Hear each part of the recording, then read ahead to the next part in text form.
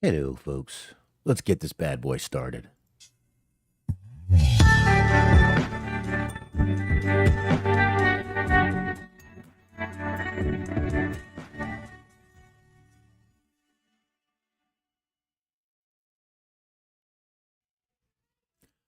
What is going on? How's everybody doing? I hope everybody's doing good, because I am doing well. Not quite sure where Smark is again, but this time I'm on Skype. I'm just using the settings, so really it would just be a couple clicks. But you shouldn't lose me this time if anything does happen. But once again, the audio, which I thought we were having problems with, which we were having a few problems with it, but I'm going through, I'm checking a bunch of stuff. I'm going through, I changed wires, I changed my external sound card. I flipped where all the wires went. I changed the channels. The only thing I had not changed was my headphones. Now my headphones, that's inside making that noise. I have a feeling this is what was doing the crackling. I put these little earbuds in for right now till I get a better pair of big can headphones, which I prefer. I don't really like the earbuds being in, but hoping Smark's going to call in, so I don't want to take anything out and redo anything. But anyway, I think that might have been the problem. I think I was only hearing it because when I listened back to those episodes, they weren't crackly in my car. So I think it was my headphones. Who knew? But that's what I think it was. So hopefully everything is back to normal again. I know we did again have some real audio issues a little while there, a couple days, couple shows, I mean. But figured all that out, and I think we should be good now. But man, we do. Well, I, right now, have a few things we can go ahead and talk about before and if Smart gets here. Otherwise, we'll just knock it out as we usually do. Shouldn't be a problem if it's just me or if hopefully Smart will show up and we can go ahead and get some things going there. But yeah, just thought I would mention that. I completely forgot. Probably first thing I should have done, I guess, was change my headphones, but I didn't do that. So, whatever. That's it. So, I guess, folks, I guess we could talk a couple things. We do have a few things to get into. Not a whole bunch of stuff. We'll talk about Samoa Joe. We have a first look of him as Sweet Tooth in the new Twisted Metal movie. Little Rey Mysterio talk. Some Sonya Deville. Good news on the Sonya Deville case against that wacko that tried to kidnap her and Mandy Rose. And it's funny in this article, it talks all about Sonya Deville. It doesn't even mention. Oh no, it does mention Rose, but like not even as like her being there. It just mentions her as the person she was having a match with at the time. It doesn't mention her being in the house. But anyway, some good news for Carmella and Corey Graves we'll talk about. And a little bit of AEW news, obviously, a little bit of Tony Khan news. And of course, I do want to talk about that Britt Baker shirt that has come out with her with the black eye.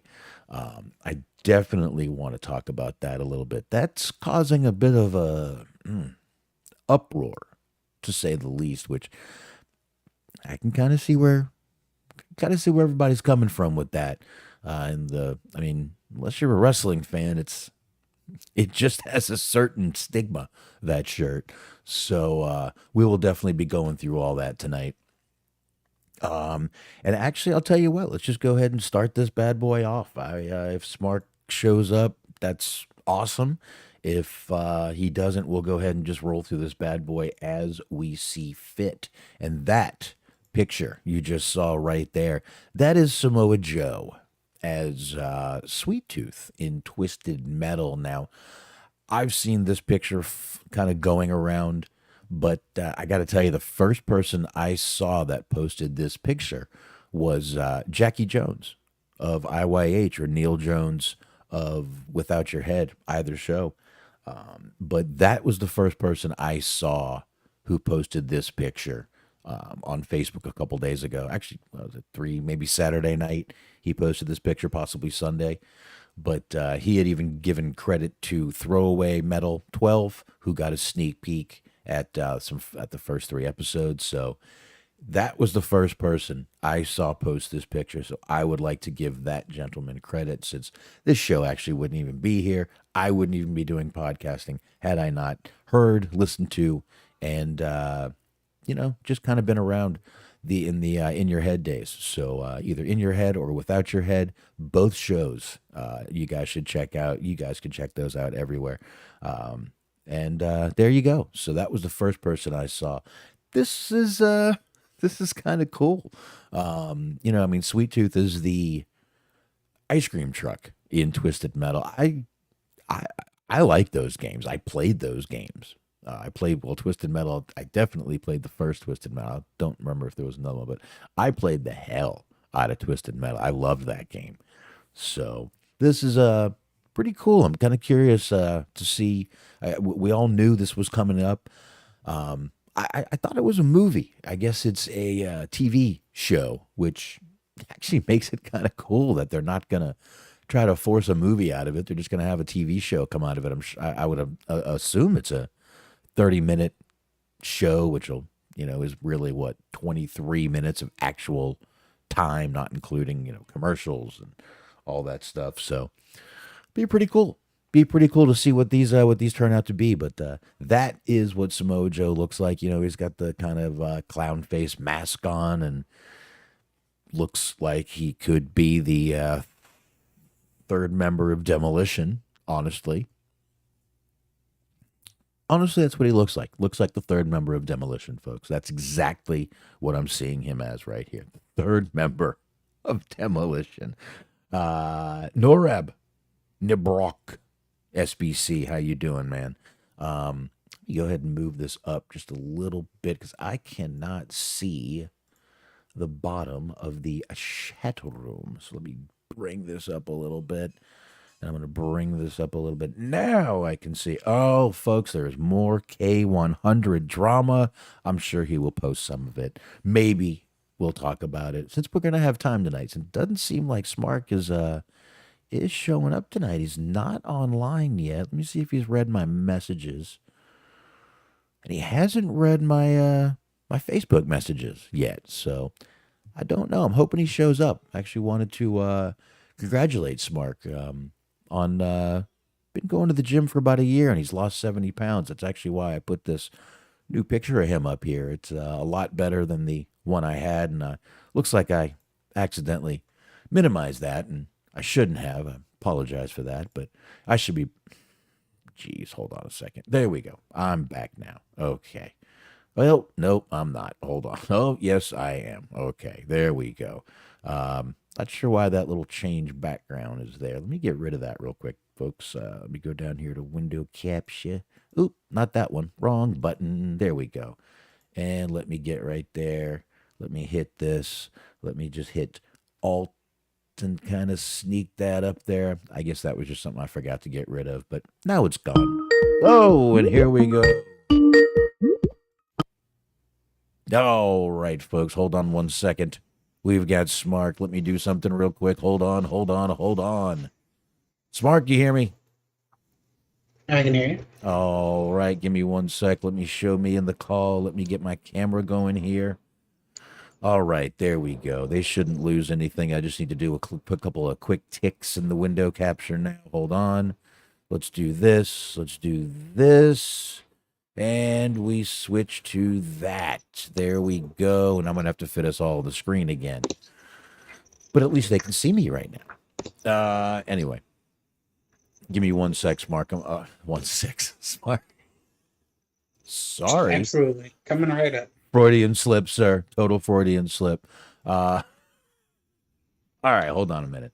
Wow. I'm kind of screwed this up doing this the way I did it. But hold on, I can fix this. I'm going to close this. That'll do that. Then I can do this, and I'll start getting us in the screen right now, and then I'll share the screen when I am done. Oh, yeah, that's much better. Not really. Not that much better, but it's going to work. So, all right, give me one sec here. Let me just squeeze us in this little screen here. Actually, you know what I'm going to do, folks? Give me one sec. I'm going to go ahead and just delete this and do a whole new window capture. It's going to make a lot better sense. So give me one sec. Let me just remove this real fast. I'm going to lose my camera for a minute, but you're going to get us back in a minute. Hold on, Smark. Yep. Yep. Yep. That was country. Yep. Uh-huh. All right, that's Yeah, going to be... pick up a little bit every now and again after fucking 20 years. Yeah, I could see where that would come in. Play like that. Yeah, absolutely. All right. Give me a sec here. Now I got us perfectly back in the screen like we should be, Smark. Everybody's getting to watch us do this in real time. I'm sure they're just absolutely wondered and amazed by all this. But there we go. We are back in the middle. We are back on the screen. We are back where we should be, sir. That's it. There we go. Give me one second. All right. So there we go. Stretch us out just a touch, a little bit there, a little bit there. I think we're okay right there. Let me lock that down and let me scroll it down. All right, folks. Sorry about that. But hey, we got Smark. We got Smark. We do. There we go, folks. Okay, so we're good to go now. Yeah. All right. Now we're good to go. We should be able to show pictures. Now, Smark, let me share my screen real quick with you. Let me share my screen with you here. A little bit of this, a little bit of this, a little bit of that. There we go. There we go. There we go. All right. You good? I think so. All right. There we go. We are good. Now, I was just showing everybody the picture of, were you a fan of the old Twisted Metal games, Mark? Yeah, absolutely. Yeah. Well, there's Samoa Joe as Sweet Tooth, sir. Mm-hmm. Yeah, I heard about that. There was reports about that like a couple months ago. Yeah, but it's a TV show, which I, for some reason, thought it was a movie, but it's not. It is a TV show, sir. Not bad, though. I said he could be the third member of Demolition. Ooh. Okay, fourth member. I'm sorry. You're right. Axe, Smash, and Crush. I'm sorry. Thank you, Mr. Butler. Thank you, Stephen. I guess it'd technically be fifth. Did Mr. Fuji count as a member of Demolition? Yeah, but all right. Anyway, because I mean, he was the manager, but he was still a part of what made them successful. All right. I guess I would prefer Mr. Fuji over fucking Crush in that regard, at least. I'd prefer Road Warriors over Demolition, but let's not fucking get picky here, right, Smark? I'm gonna go with the one that didn't have a fucking puppet, a ventriloquist puppet. Well, all right. If you want to be that. Now, granted, that was only for like 2 months, but it was still pretty fucking lame. You know, things happen. Yeah, they do happen. I mean, it's better than polka dots, I suppose. I mean, checks get cashed. It's all that matters, sir. You know what I'm talking about? You know what I'm talking about? Cocaine doesn't pay for itself. I got you. But Smark, before we go any further, I was just showing everyone. I did update the cartoon of you, sir.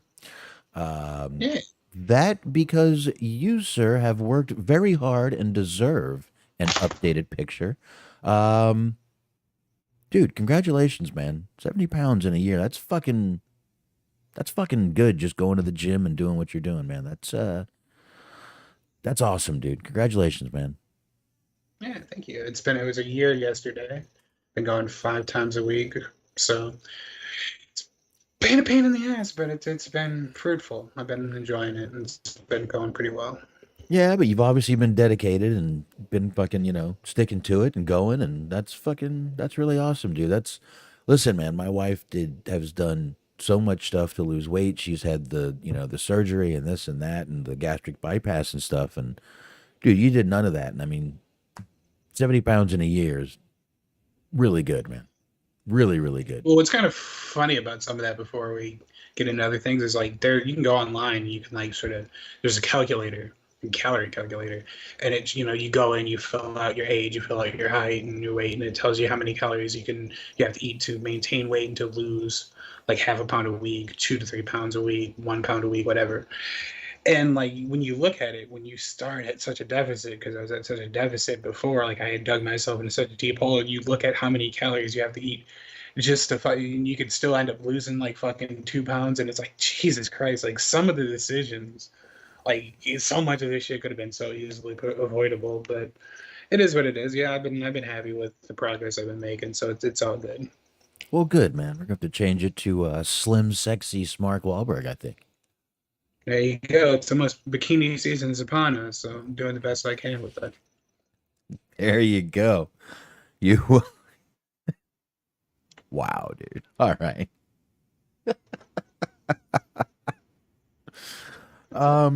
But anyways, Mark, I was also telling everybody before that I was changing all these wires and doing all this stuff, and there was only one thing I had forgot to change. What's up? These beat up old headphones that make crazy noises. I actually locked the magnet back in, so but they do shake and make crazy noises. So I think it was my headphones crackling because when I listened back to all those episodes in my car, you know what they didn't do? They didn't crackle. Snap, crackle, pop. So I think my headphone was the whole problem, which that would make a lot of sense. Now, like I had said, there was some actual audio issue because my kids did fuck with some shit. But matter of fact, today I found some virtual something trying to use my microphone, and I'm like, well, that's probably causing a big time problems. So we did have some issues, but looks like we got all those worked out. And boy, that K100 stuff is good Lord, how does he remember all this stuff? I feel like just based on memory alone, he could write like the entire like Wikipedia entry for all of this. Okay, so Bill, this is that Bill Body guy, buried Conan and Disco for being sports fans, aka Marks, and claims only people listen for Billy. Okay. Now Billy claims that they ruined his rep for being a credible sports bettor, even though people claim he has not won a lot, went 3-10 in his NFL picks, or lost first card for the UFC. Now. But Billy thinks there's a conspiracy against him. A CON conspiracy against him.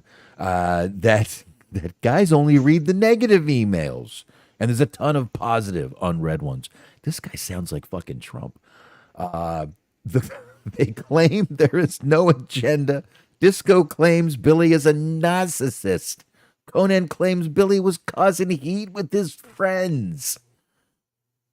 Okay, so Billy started talking shit about Meltzer. Everyone does that. That's every fucking podcast in the world talks shit about Meltzer. Mm-hmm. I mean that's not a big fucking deal. But they still wanted to do an interview with him. Conan got him time with Rey, so Rey did an interview on that show, which we got something to talk about with Rey. That started drama backstage at the Ric Flair last match with Cross. The Ric Flair last match, which never should have happened, which was just a money grab for everyone. I think everyone's figured that out by now, right? Right? Absolutely. Yeah. I figure so. And then Billy caused drama with the AEW guys. You know what? I'm done. I don't think one can be a quote credible sports get better. I think this is more of a degenerate gambler. It's the proper term. They really are. I'll tell you. I've said before. I watch poker. I love poker. Most of those poker players are also huge sports bettors. They bet on everything, these guys. They bet on golf games they play. They bet on golf games that are being played. They bet on football. They bet on baseball, basketball. The word ball is in it. They're betting on it. But, these guys get into such debt with one another. And it was funny. I've told you about Mike Sexton, the former announcer of World Poker Tour. At the end of his book, he tells a story. There's a guy named Thor Hansen who was a poker player, and he won this pretty big tournament. The prize was like 2 million. Okay, so he wins this tournament. Prize pool, his cut of it was 2 million. Obviously, there'll be taxes out of that. So they're interviewing the guy, and the lady goes, "So what are you going to do with all your winnings?" And he goes, "Well, I'm going to pay off some debts." And she goes, "Well, what about the rest?" Now, obviously, she's asking, "What about the rest of the money?" And he goes, "The rest, well, they'll have to wait." So 2 million wouldn't pay off all these guys' debts. So whenever I hear sports gambling, for some reason that story just pops in my head. And it's one of the greatest stories ever told. And it's at the end of his book. Like during the credits, he's talking and he goes, "Well, I'm going to tell you one more story." And this one comes out. And boy, I was taking a drink and I spit out what I was drinking in my own car. I had to stop, clean off my fucking steering wheel. It was the funny. It was hilarious. And and he tells it the best. I mean, it's a fucking the amount of gambling that's associated with sports, especially now that they've made it legal, Oh, is fucking crazy. Because you can't watch any sporting event without all the commercials for like FanDuel or like BetMGM or all this kind of shit. And then now they even have like on ESPN, they have the fucking betting shows, and you have all these kind of fucking just sports podcasts that tell you like they bet on the games and they talk about lines and they make predictions. Totally inappropriate sports Mondays at 8:30, and it's like who would fucking listen to this shit?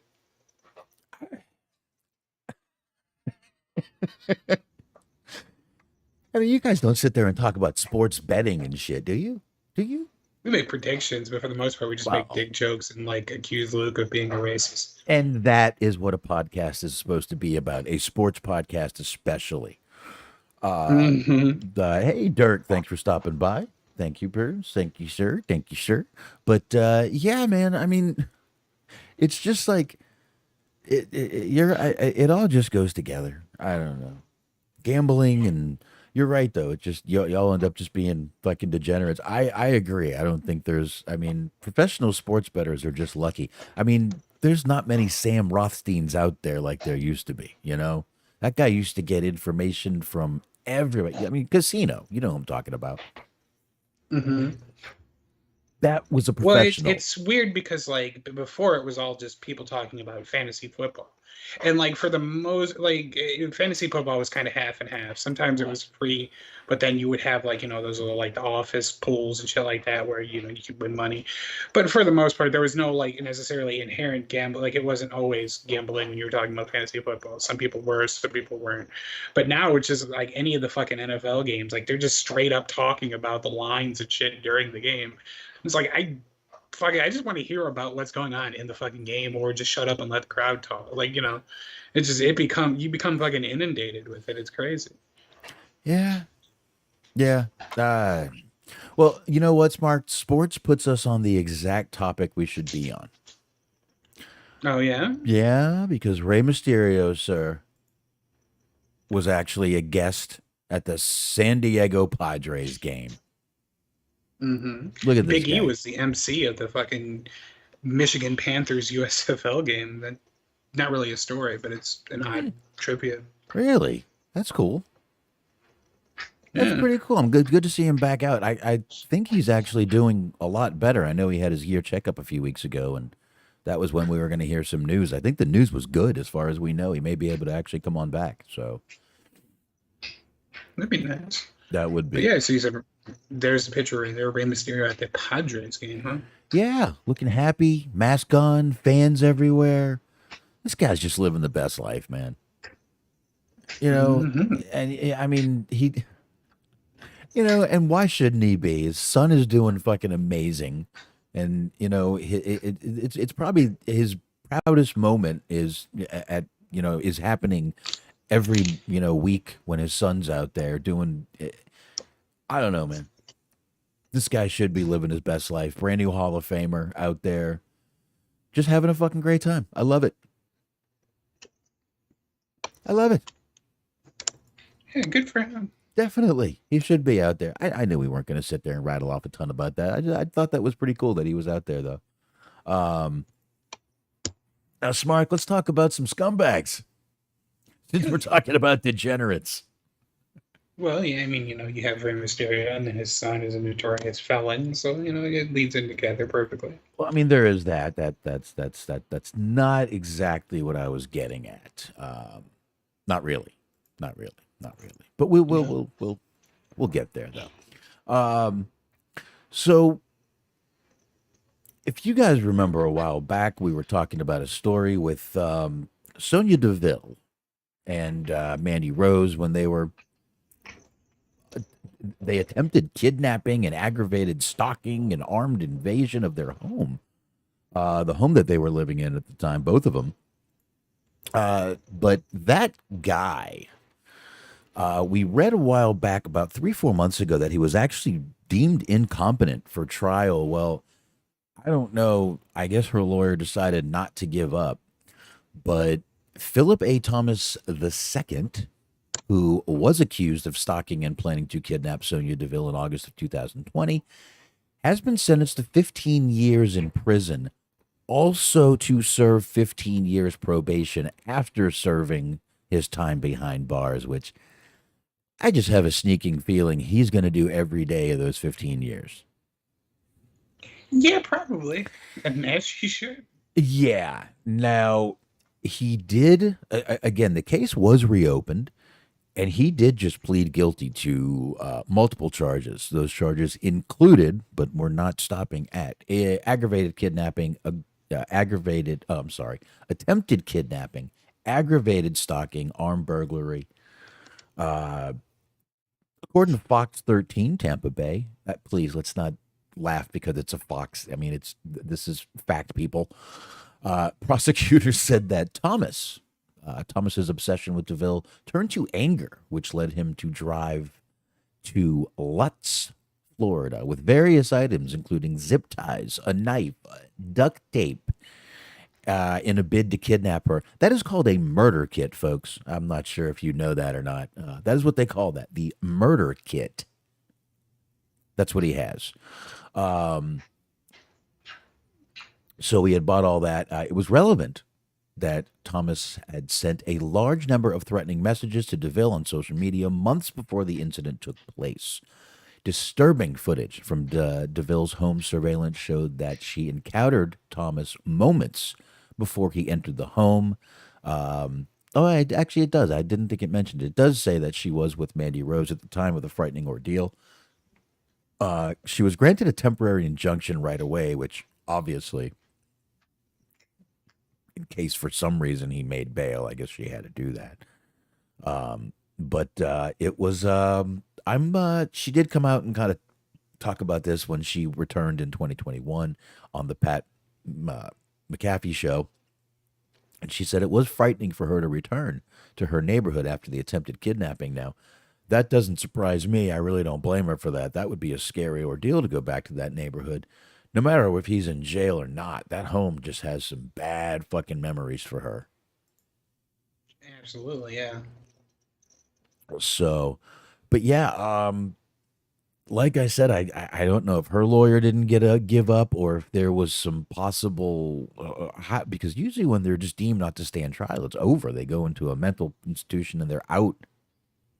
Sometimes a lot quicker than we expect. So I guess her lawyer didn't give up, and I guess they appealed that, is what I'm thinking. There was probably some appeals happening. And it looks like it worked because pleaded guilty, didn't even have put her through a hard trial of going back and forth, just pleaded guilty. 15 years, 15 probation. I mean, hard time, baby. Serving hard times. Might just run into Dominic out there. You never know. Indeed, yes. You never know. Hard times.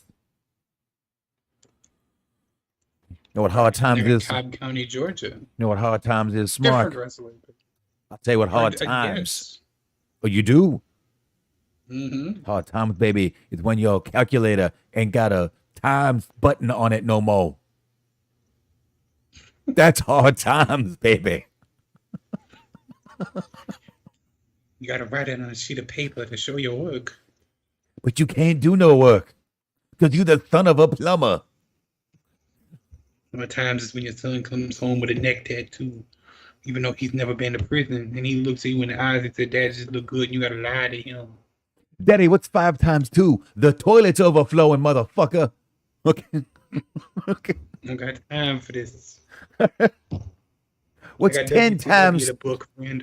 What's 10 times 3? I gotta go to work. All right. 10 times 3 is more money than I'm making at my job, but I still gotta go there, baby.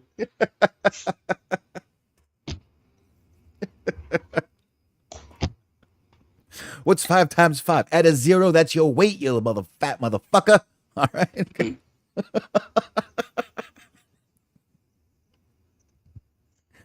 Okay. That was just too much fun. Anyway. All right.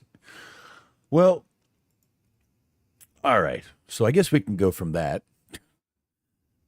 from the hard times to good times. Smark. Now, everyone's been. Easy credit, rip-offs, good time. Scratching and surviving. Lucky we got on. Boom. Dynamite. There you go. I like it. So let's go to some good news. Now, everybody's been wondering, where's Carmella? Where is Carmella Smart? Where has Carmella been? She was in this team with Chelsea Green. Suddenly, she was gone. Mm-hmm. Well, she is, and it has announced that she is pregnant. Her and Corey Graves are having a baby. Now, what I didn't realize is Corey Graves also has 3 kids with his ex. I did not know that. I didn't know he already had 3 kids. Did you know that? I sure didn't. Yes, he also, yes, he does. He already has 3 kids with his ex, so this will make 4 for him. And I guess he's pretty excited. But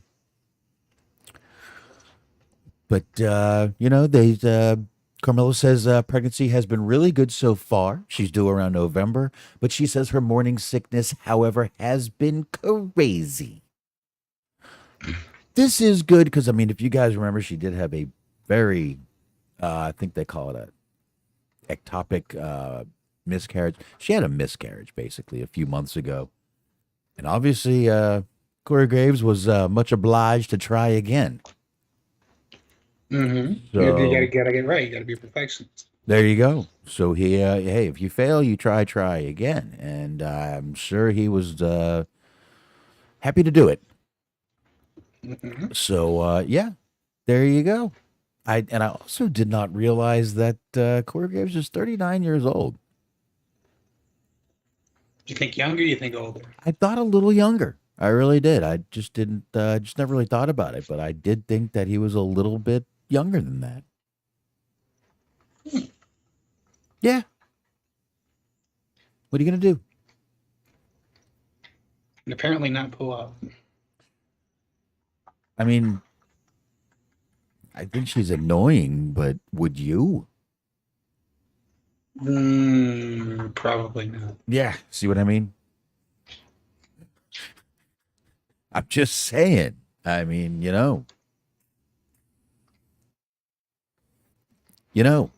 would you? I do know. I know you know. I think what I would do is actually I would just convince her to say that it's Corey's and not mine. Keep her mouth shut. Oh, Smark. Smart. Well, okay. So, Smark, we got a couple AEW. Did you send me anything? No? Maybe? No? There wasn't a ton. Yeah, there hasn't really been a lot No. of non-T-shirt related news. We're going to talk about the T-shirt.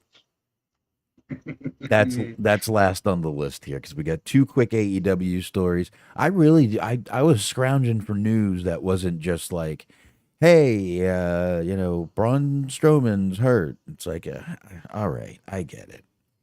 That sucks, but There really wasn't a ton of stuff this week. I mean, we could sit here and talk about the draft, but you've probably already heard 30 podcasts about the draft.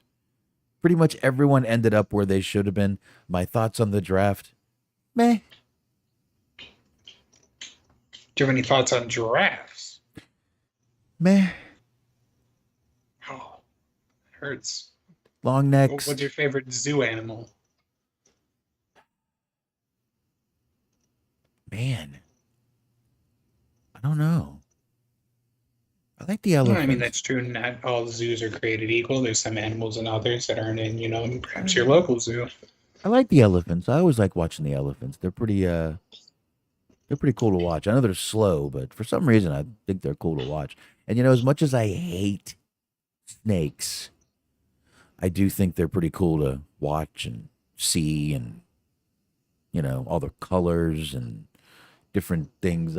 I think snakes are really cool. I just really don't like them. Anything you can cut the head off and walk back an hour later and it could still bite you is a devil demon. It's a demon, and it should be wiped off the earth.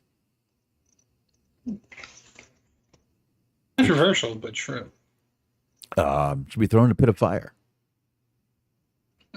There you have it. I'm sorry to the snake lovers out there. You folks are just fine, but no thanks. Let me just say no thanks. Snake people can't nearly be as bad as bee people. I hate people that just go on long fucking tangents about how important bees are to like the fucking ecosystem. I don't care. Like I'm spraying the motherfucker anyway, and I will spray you if you come at me with that bullshit.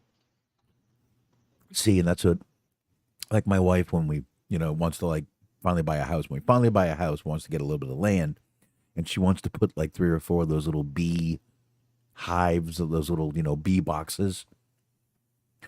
Mm-hmm. And I'm like, you're really gonna do that? No, no, no, no, no, no.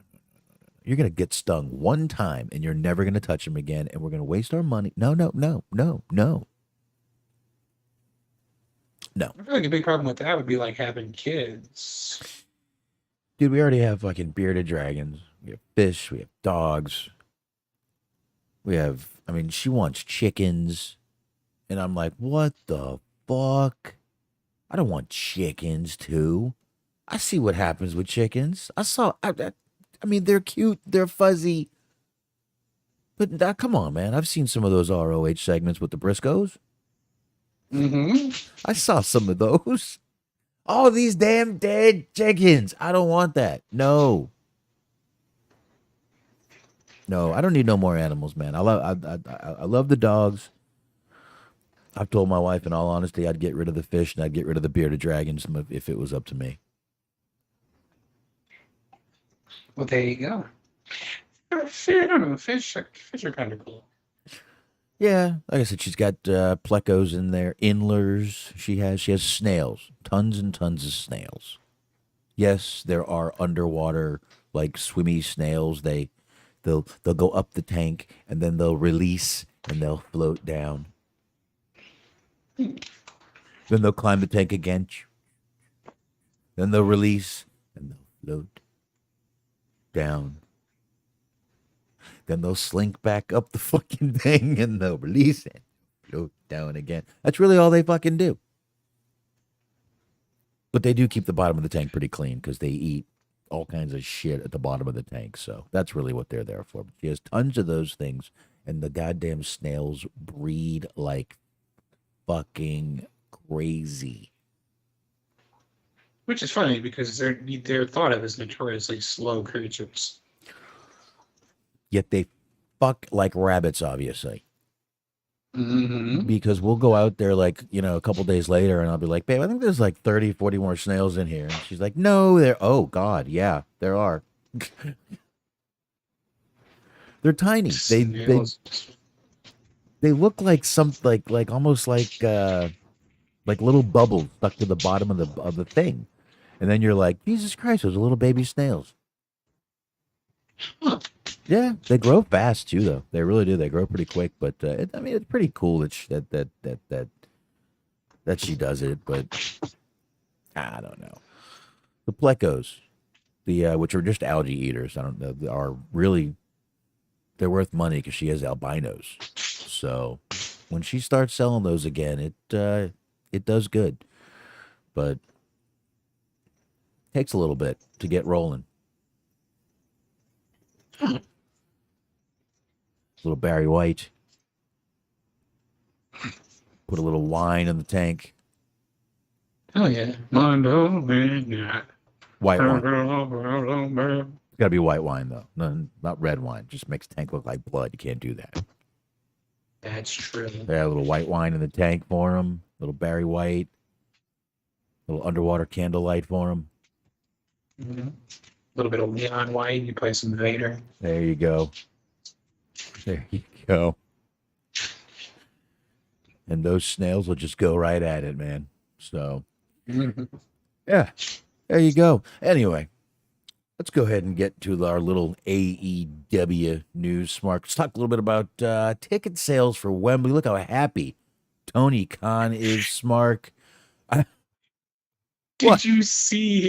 He put out like a tweet because somebody was like posted that the ticket sales were kind of disappointing at first initially, and he went on this like long-winded tangent. Long-winded tangent, and he also basically, I believe, one of his answers was, "Tell your agent Tony Khan to kiss my or go kiss your agent Tony Khan's ass or something." One of those. To shove it up his ass. That's what it was. I mean, that was pretty cool. That was cool. But, Which, I mean, I feel like that's making assumptions because that would imply that he would think that having something shoved up his ass would be an unpleasurable experience. That was very Mr. McMahon of him. Mm-hmm. But look how happy he is after making that statement. Indeed. That's the most normal his eyes have ever looked. This was at like 10 in the morning, I think. This was pre-owning AEW right here, probably, is what this was. Are you saying that him owning AEW has been like him being president? He's like aged himself like 10 years? Yeah, pretty much. But Smark, yesterday, ticket sales did start. Not ticket sales. Actually, ticket sales don't start until Friday.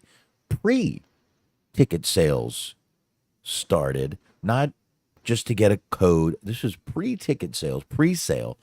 Pre-sale so far has raked in roughly 35 tickets being 35,000. 35 would be disappointing. 35,000 tickets. 35 people bought pre-sale. Tony Khan would fucking close it. That's it. We're done. We're already washed up. England can kiss my ass.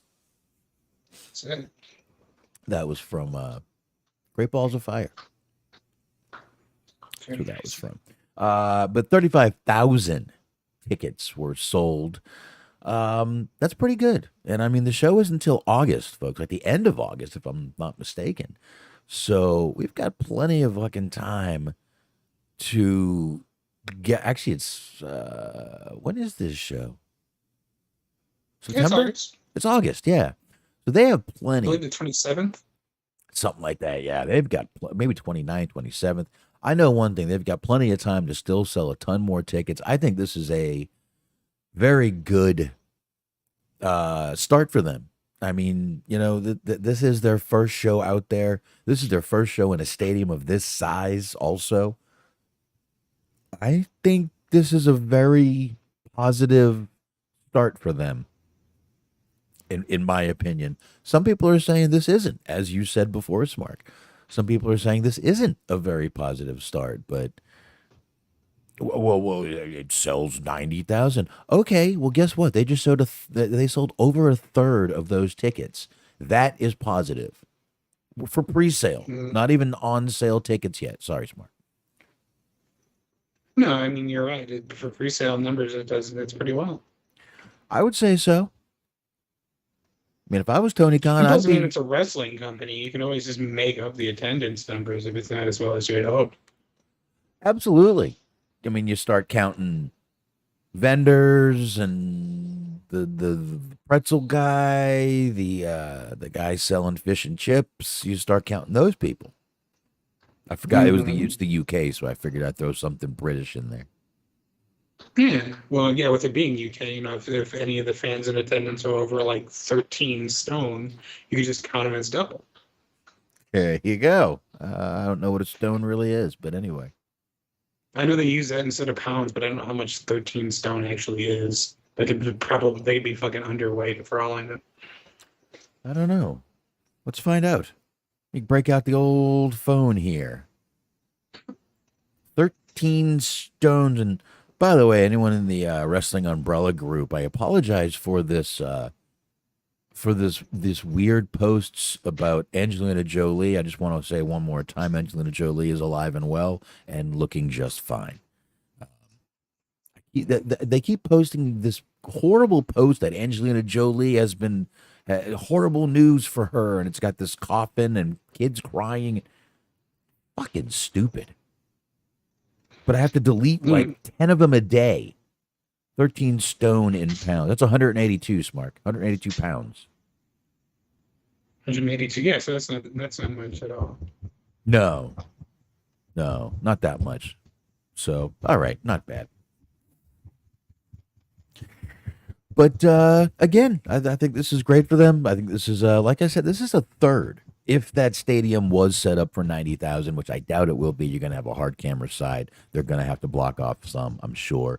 So it's not going to be for 90,000, which means they probably got, I would say they probably got a good, they could be at a half here for what they're probably going to sell. Right. And I mean, really, listen, if they sold 70,000 tickets for this show, I think that would be fucking amazing.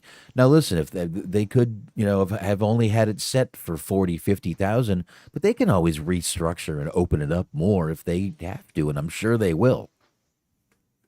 Yeah. Fucking push the ring back a little bit. Throw some people on that fucking, hard cam side if you have to. Who gives a shit? So, I don't know. But, it is funny just seeing, some people out there, you see some people go, this is great for them. And then other people are like, this sucks, man. Fucking 90,000 is the capacity and they only sold 35. Dude, pre-sold 35,000. Come on now. Anyway, let's go ahead and keep with AEW news and, of course, an even happier picture of Tony Khan here.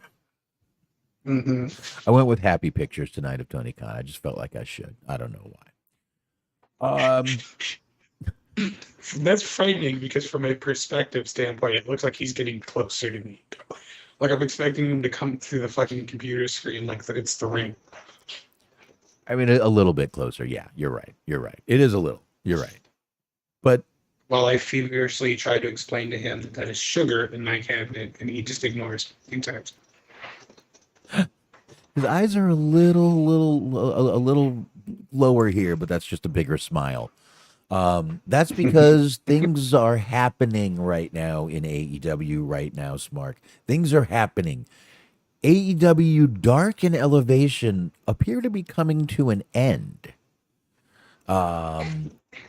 With all this going on with Wembley and the new TV show. But with AEW Collision, it looks like they're bringing those two shows to an end for the time being. So Fightful Select is reporting that an altered version of AEW's current TV deal with Warner Brothers Discovery, or possibly even a new deal altogether, is expected to be announced sometime in May. Not far away, folks. A date to look for is May 17th. They will hold their annual upfront. So that will be right there. Now, someone in the, let me pull that post up real quick in the old, speaking of wrestling umbrella, someone put up a post in there, Jeff Lipman. I'm not sure if he was, sometimes I never know if Jeff Lipman is joking or if he's serious. But he did post something saying that he heard that Tony Khan was actually paying the network to have this time slot and that it's free content for Discovery Warner Brothers. This would be ads and sponsors. So both companies would profit off this, but I don't know. I'm not sure. He could be right. That used to be how it went. You paid the networks, you got TV time, and you split some ad revenue and stuff like that. That's how it used to work. Yeah, that is a rumor. I've heard that from other sources. Mm. Other So it sources? seems like it is entirely possible. That's right, other sources. Other sources. Other sources. And by Uh, sources, I mean like I see, like I go to a parking garage and there's a guy in a trench coat who just prints out copies of the Observer for me that he gets from online and just tells me everything that's going on. he prints them out of the trench coat? Yes, What it's like a the heck? Bluetooth trench coat. That is not what's supposed to be under a trench coat, Mark. I don't know if you know that. Well, I was relieved. Just saying, I mean, that's not what I thought was going to be under the trench coat. if you just came from like a Stardom show, I'd be even more scared. Where'd you just come from? I just came from the Women of Wrestling show. Okay. You're done. You're out of here. Okay. Bye. Indeed. All right. Beer number 2. I need another beer. Cheers, sir. Okay. Anyway, AEW kind of, I don't know, it kind of feels like they're kicking into after 3 years, seems like they're kind of kicking into a second gear, maybe. I don't know. Kind of a second gear for this company, kind of making some moves. Yeah, I mean, I like the idea that they're getting rid of the fucking YouTube shows because you're not really doing anything with them anyway. I don't even know who really watches. They were like supposed to have storylines on there and stuff, but even that didn't end up happening. It's just a bunch of matches with like people that you really don't want to see wrestle anyway. So basically, the point of the story is that like Dr. Luther better start saving his money because I think the end times are approaching. Well, I can put him on this new show whenever it comes out. So, well, That'd be pretty fucking terrible if that was like the idea of the CM Punk show was it was just CM Punk and a bunch of people from Dark. that would actually be fucking hilarious if that's what it was. I'd fucking love that, to be honest. Tonight's main event CM Punk versus QT Marshall. Oh God, that was bad enough tonight. Come on, don't torture everybody, sir. Like that their mid card champion is like Peter Avalon. That could happen. Now you're just giving him ideas, Mark. Stop giving him ideas. That would actually be pretty great. Yeah, that was a Punk and a bunch of just fucking absolute nobody. It's like, all right, well, if you're the best, make this work. Yeah, yeah. Good work. Good work. All right, Smark. I said we'd talk about it. Let's talk about it. The shirt. Yes. The shirt. The shirt. The shirt. Okay, so AEW puts out this shirt. I wish I had more money. I would have just showed up today wearing the shirt. Or just fucking follow. Like, hold on a minute. Just take off the shirt that I have on now and just underneath. You don't need to. You don't need to, but I'm sorry, folks. A little yawn there. So the shirt is Britt Baker with her black eyes. She's got her hair over. Yes, Dirk, the shirt. I promise we are not going to spend a ton of time on this shirt. I really don't have a ton to say. I'm not going to go on a big rant. I say that, but I haven't started talking yet. Her hair is down over her right eye. And I know I'm having a few more sips of this beer. It could be 5 minutes before anything goes. Who knows? But and the shirt. If you are not a wrestling fan, if you were just walking down the street, walking past, say, a deli, any kind of deli, and then some woman walked out and saw this shirt, I could see her reaction being, you are promoting violence towards women. You are promoting sexual assault, battery, whatever you want to call it. Or just assault, not sexual assault. Assault, battery on a woman. Now, Britt Baker came back with that going, so if a man put this shirt out, it would be no big deal, but because it's a woman, it's a big deal. Well, I hate to say she's right, but she's right. A man with a black eye is not as upsetting to a lot of people as a woman on a t-shirt with a black eye. Listen, if you're not a wrestling fan, you don't know what she has a black eye for. Have no clue. You don't know. You just don't. I'll tell you what. I wouldn't mind fucking strapping a video camera around my fucking neck wearing this shirt out and seeing how many people try to kick my ass and fucking sue their ass off in fucking AEW. I mean, it's a good way to get kicked out of Lilith Fair, that's for sure. That's probably a great way to get kicked out of Lilith Fair. Now, that was the Jew coming out in me, obviously. Just sue their ass off. But, I mean, Smark. You know, you're just walking down the street, normal Joe, got no idea who, about wrestling, what this shirt is. Wouldn't you kind of look maybe 3-4 times at this and go, the fuck is that shit about? Yeah, because I mean, even like the logo, like the AEW logo on there is like really small, and not everybody knows what AEW is, so it still just looks like you're just like wearing a t-shirt of a woman that got punched in the face. Yeah, I mean, this is a fucking terrible merchandise idea. I mean, Because like, if you were like, okay, you would have like, I don't know, because I mean, like, I think the idea is you're trying to capture like kind of a modern version of like that Stone Cold shirt where he has like, it's like a black and white, or not like black and white, but like the picture of him is black and white, and then there's blood coming down his face from like WrestleMania or whatever. That was a really popular T-shirt back in the day, but. Yeah, this you could like he had his wrestling attire on. Like she didn't even have her wrestling attire on on the shirt. The image that's on the shirt. So it just looks like it's just a woman that's been punched in the face. And it just looks like you're endorsing that. Yeah, now they're calling this the battle damage t-shirt. Now, I had looked at the back of this shirt and I'm trying to pull up this. Actually, the AEW logo is like really small on it. You're right. Right at the bottom.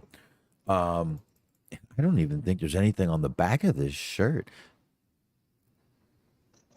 Don't see anything on the back of this shirt. It says there's 2 pictures, but only one will pull up. No, that's it. There's nothing on the back of this shirt. I should have posted this picture. It's a much closer shot of her face, but I don't know, man. I think you're cruising for a bruising wearing this shirt, if you will.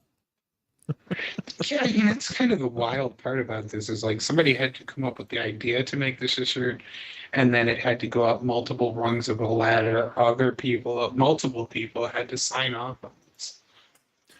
Yeah, and then Tony probably had to sign off on it, and like I said, I understand Britt's point of listen, a man can have it, a woman can't. I see where there's a disconnect there, but I also say, yeah. Sorry. We've seen tons of thousands of pictures of men with black eyes, bloodied. It's just, we've seen it. We're desensitized to it. But with all the,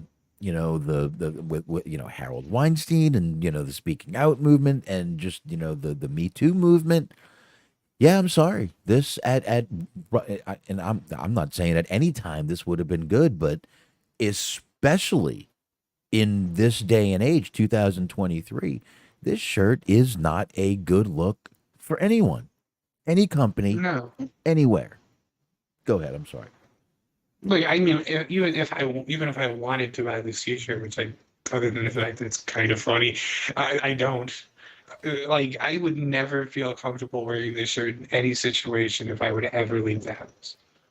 No, absolutely not. I'm telling you, someone would, and I'm not even saying some feminist, any woman who has a fucking brain would stop you and go, what the fuck are you wearing? Mm-hmm. I mean, a feminist would just kick the shit out of you, probably. That's right. I don't know. I think this is asking for fucking trouble. Someone is going to get their ass fucking handed to them for wearing this shirt. The question now becomes: are they also available in like child size? Let me pull the website back up. Okay, sizes. No, small, medium, large, extra, extra. Wow, they do know their fans. Extra, extra large, extra large, and extra large. Was that that was 5X's, I think. I might have gone 6. That is a basic unisex T-shirt. The extra large.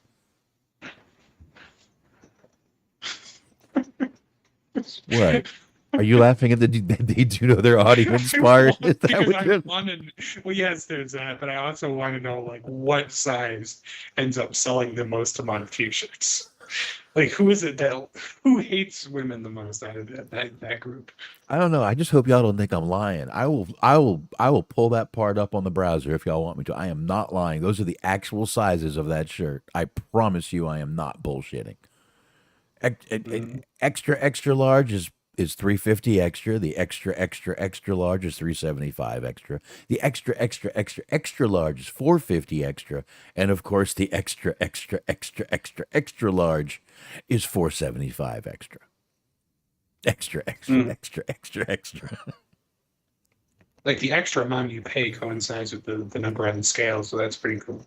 Yeah. The T-shirt only comes in black. It's only a black T-shirt. And yeah. Oh, you can get it in it doesn't just come in a T-shirt. You can get it in a T-shirt. You can get it in a tank top. Oh, tank top. That would be yes. You can get it in a long, or as they're sometimes referred to as. Oh yeah. You can get it in a long sleeve, so people think you're also covering up arm bruises. That is awesome if you're a woman. Track marks. Yeah, track marks. You can get it in a little V-neck if you want. There you go. They don't have any polos. I'm surprised. No polos? Your fans don't wear polos? Well, I got to wear a collared shirt to work. I'm sorry. I can get away with a polo. It's about it. So, the Britt Baker black-eyed blazer.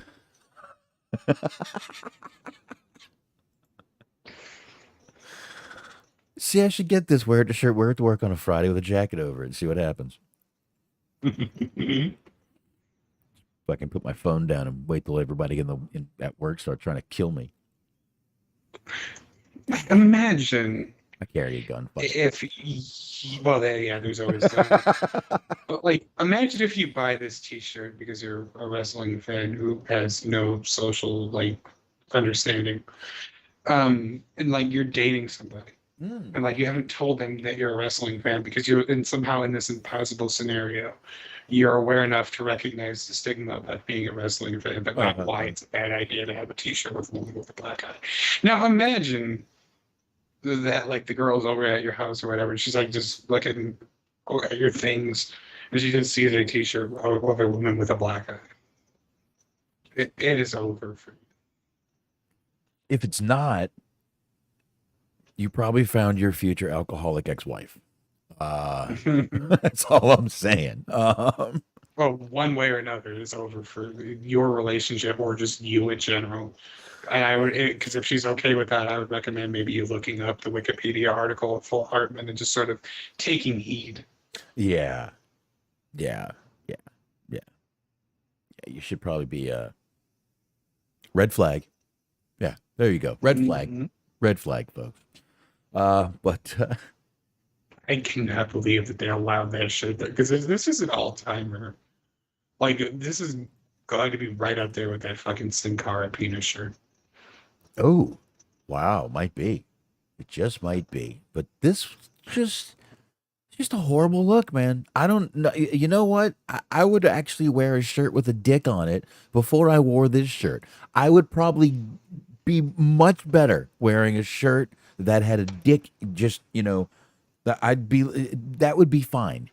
This, though, would get my ass kicked. I'm telling you. I just feel like this shirt is a bad fucking look. Mhm. Yeah. I mean, if it was the mug shot, that would be a different story. For some reason, I think if she was holding up numbers and this was a mug shot, it would be a different story. But still, who would put that on a Or like fucking if she t-shirt? had like a championship belt, or if it was inside of a ring, or just something, anything to indicate that she does like some sort of physical activity, like combat sport for a living. Or just not make the fucking shirt, as I believe you said earlier. Yes, like there's a million other shirt designs that you could have come up with. Yeah, absolutely. I mean, look, I understand she's like your tough chick. She was bleeding. You had the bloody shirt. That's still, I mean, no, I didn't complain as much about that because it's just not as bad as this. It's just not. Just not. Mhm. But anyway, I guess enough about Britt Baker's black eye. I did think it was funny though. Jericho was wearing that shirt tonight, and he kept pointing at it and going, "This is your fault. This is you. This is you." Which does wonders to sort of just, for like denying the fact that it symbolizes fucking domestic violence. I know. I mean, if they were at all trying to get any buzz off of this shirt, that was not the way to do it. Like, no, no, it's a tasteful and respectful portrayal of like how tough, strong, and a warrior she is. And then Joe does point out, it's like, this happened to you. Yeah, yeah, and it's your fault. You did this. You wife beating scumbag, girlfriend, girl. Are they married? I don't think they're married. Christopher Kane stopping by. What's going on, my man? I would love to hear his opinion about this T-shirt if you'd like care to share that with us. I did not get rid of the picture yet. Christopher Kane, go ahead. Take a look at that right there. If you're obviously on YouTube, so you can see that shirt that we were just talking about. This is the last time I'm putting that picture up, by the way. As I try to get something out of my eye while I'm doing this. Not my left eye. Well, we were just talking about that. I just had the mental image of like the guy that fucking is doing 15 years in prison for Sonya Deville thing, buying this T-shirt. Dude, Like, I don't know. It spoke to me. he, he's probably got 4 on back order right now. Well, he had to fucking win it in an eBay. He had to outbid Alberto Del Rio in an eBay auction to get it. Should ask my wife to bring me my daughter's watercolors. Put some black paint on my eye. Purple. I could do some purple over there. There you go. Then we can make a T-shirt. The Boxman Black Eye T-shirt. Yeah, Black Eye Boxman. I don't think that'll work. I don't think it'll work. Be our first T-shirt. Yeah. There you go. I like it. I like it. Yeah, interesting. Britt Baker will get major paid. Yeah, there's also that. Okay. Perhaps.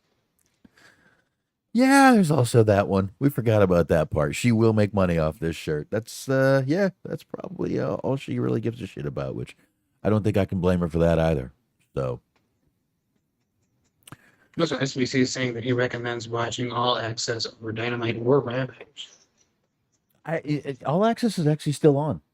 They literally just came on again, so they're double showing it tonight. So if you want to watch that on mute, turn the captions on, listen to us while you're doing it. I'm a couple episodes behind, but I heard that Britt Baker actually caught a little bit of heat because it was apparently like, and by heat I just mean like people bitched on Twitter. So like, what else is new? But apparently like she was like celebrating during the segment where Thunder Rosa had to like vacate the title if she was injured. It's like basically she was just celebrating the fact that she was injured. And it's like, if that's true, I haven't seen the episode yet. Kind of a shitty thing to do, but it is what it is. They do just continue to trash Thunder Rosa in these episodes. That's pretty much what I'm hearing. But it looks so bad because like I hate to be the person that always does this, but like the people who are like trashing her all have something in common, and that might be different from Thunder Rosa. So it looks bad. Yeah, and it's funny. There were all these stories coming out about how Thunder Rosa actually went in and squashed all this and made amends, and was Britt Baker was one of them. It was all no, they're never going to be friends. Tony Khan, they're never going to be friends, but they're professionals and they work together. I'll tell you what, I would if I watched this show. I don't care all the amends. I mean, I'm sure she knew this was all coming up, but that bitch would need a slap or two first before I made amends. Mm, that's right. If I could, I'm at least at the very least bringing out the chocolate. I'd at very least fucking tell her you need to fucking. You're about to get another fucking T-shirt, bitch.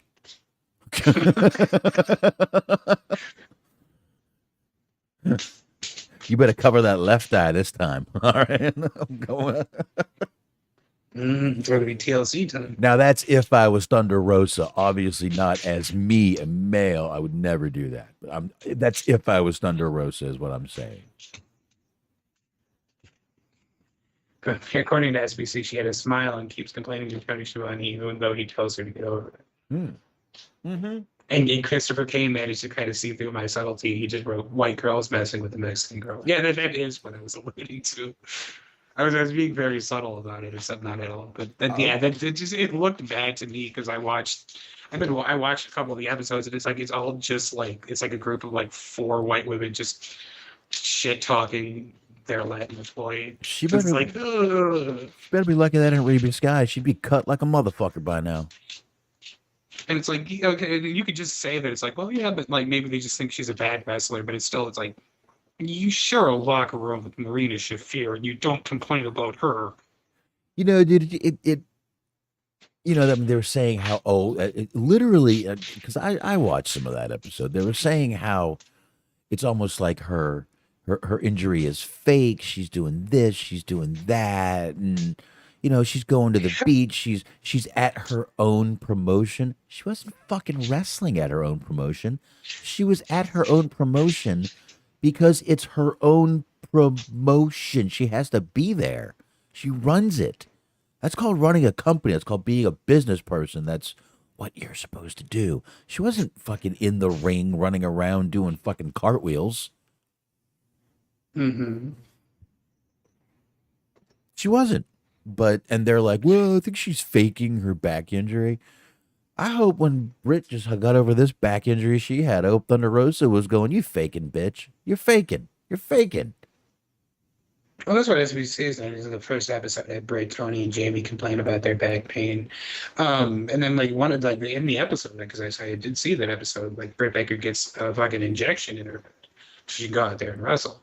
And it's like, I don't know if that's necessarily sending the greatest of messages. It's like, no, you should be more professional. What you should do is take a bunch of fucking substances for pain, because that works out great for everybody that's done that in the past.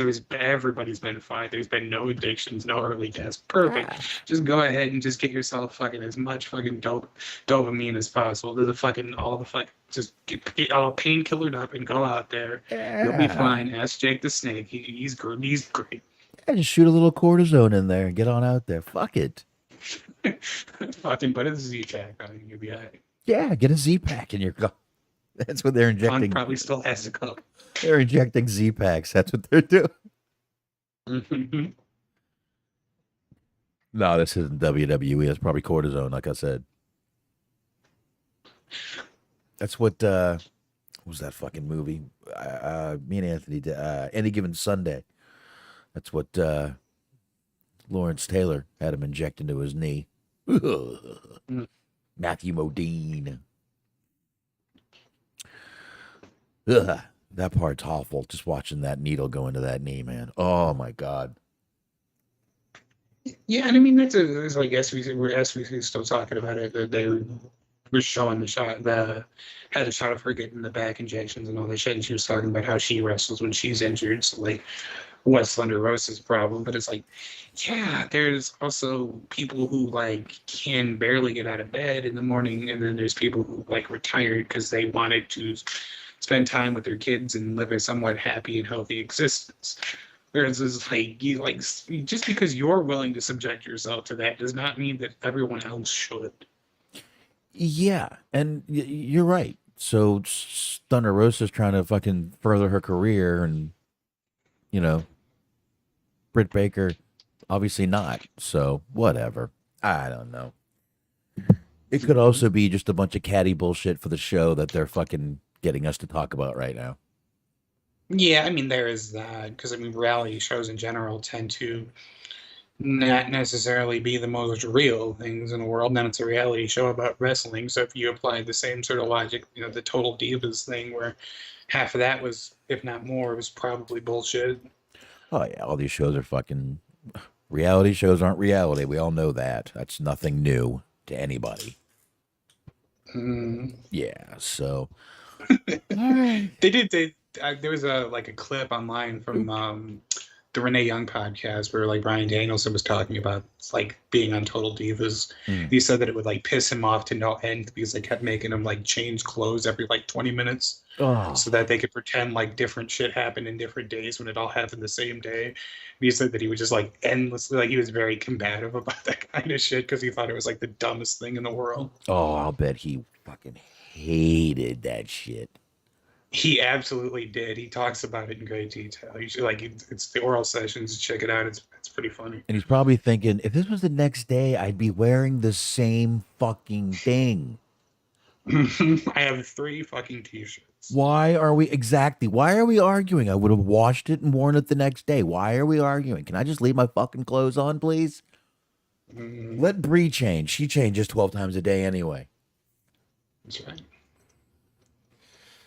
Oh, anyway. Okay. So let's just get into AEW. What the hell? Yes. What the hell, right? Let's do it. AEW. AEW wasn't a horrible show tonight. Wasn't bad. Wasn't great. The Tres de Mayo match, Battle Royal, was AEW's usual clusterfuck. But let's get into it, man. This show kicked off as it has for a very, very, very, very long time so far. It feels like Orange Cassidy seems to be kicking this show off. I believe this is the 4th or 5th week in a row, possibly. Maybe he skipped a week, but I think this is close to it. Yeah, I mean, there's been multiple times where he's been defending the belt at the opening of the show. This time it was a tag match. But yeah, it's been a theme for, like you said, the last 4 or 5 weeks. Yeah, definitely has. It came out with Bandito and Roderick Strong came out to have his first AEW match with him and Adam Cole. Actually, it was it was more than that. It was AEW. I'm sorry, AEW. It was Orange Cassidy, Bandito versus Roderick Strong, and Adam Cole versus JAS. So it was it wasn't. It was Bandito and Roderick Strong, Adam Cole, And Orange Cassidy. and Orange Cassidy. What am I doing? Fuck. And Orange Cassidy versus JAS. There we go. I mean, yeah, I have to cut you a little bit of slack because it's understandable that you're just overwhelmed with excitement about Roderick Strong's return to wrestling, so you can't compose yourself. That's exactly not what it is. That's exactly not what it is. Yeah. Good match. Like I said, I thought one of the funniest parts of the match though was before the match when Jericho's just pointing at the shirt. He came out with the shirt. He was pointing at the shirt. He was saying, "You did this. It's your fault." Yeah. Yeah. Now I think by the team here, I think everybody knew baby faces were definitely getting the win here, which would have been Orange Cassidy, Bandito, Adam Cole, and Roderick Strong. See, I can speak. See. There you go. Thank you. But yeah, there we go. But holy shit, I just noticed a typo in my it turned out to be a funny typo. I'll get to it. Intriguing. Oh, you'll see. You'll see.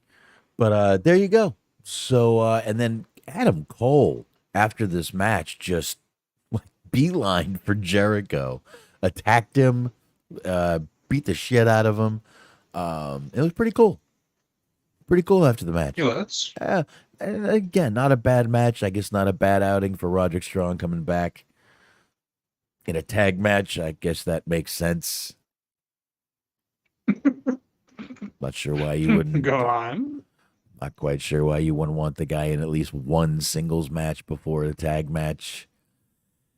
It wouldn't it have been better to maybe have Adam Cole in his corner for his debut match by himself? Is all I'm saying. But I guess this just shows what confidence they have in Roderick Strong being a singles star as much as I have confidence in him being a single star. I would throw him in a tag team also, is what I'm saying. You just book him exclusively to be in Battle Royals. I would book him. You know what I would do? I would take Roderick Strong, right? And I would call Miro. And I would say, Miro, here's what I want you to do. I want you to call Roderick Strong. I want you to tell him everything you did while you were out, because that is what I'm going to do to him, and I'm going to bring you back. I never would have hired a Roderick Strong when I have fucking Miro sitting at home, fucking having a great time, making a fucking paycheck every month, playing with his wife, which I don't blame him for. But god damn it, you hire fucking Roderick Strong when you got Miro sitting at home? Tony. I know that's not what you meant, but when you said playing with your wife, with his wife, I just pictured him just like throwing a fucking like chew toy like across the room, and she just runs and fetches it. Whatever he's doing with like, her. He's shining like a fucking laser pointer on the wall, and she's like fucking scratching at it. Okay. Okay, so Smark, you're a wrestling promoter, okay? These two guys walk into your room, and you're going to only hire one.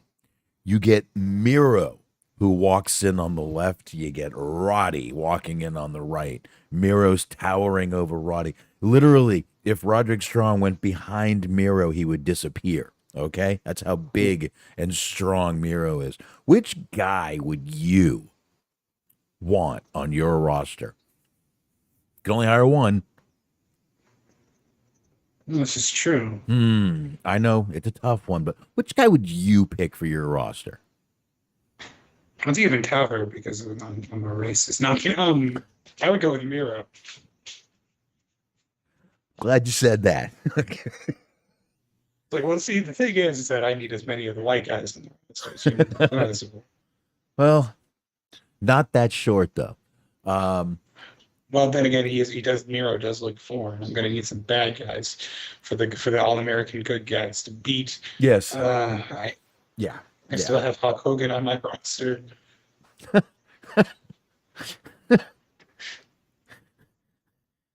Glad this is a fantasy roster, Smark.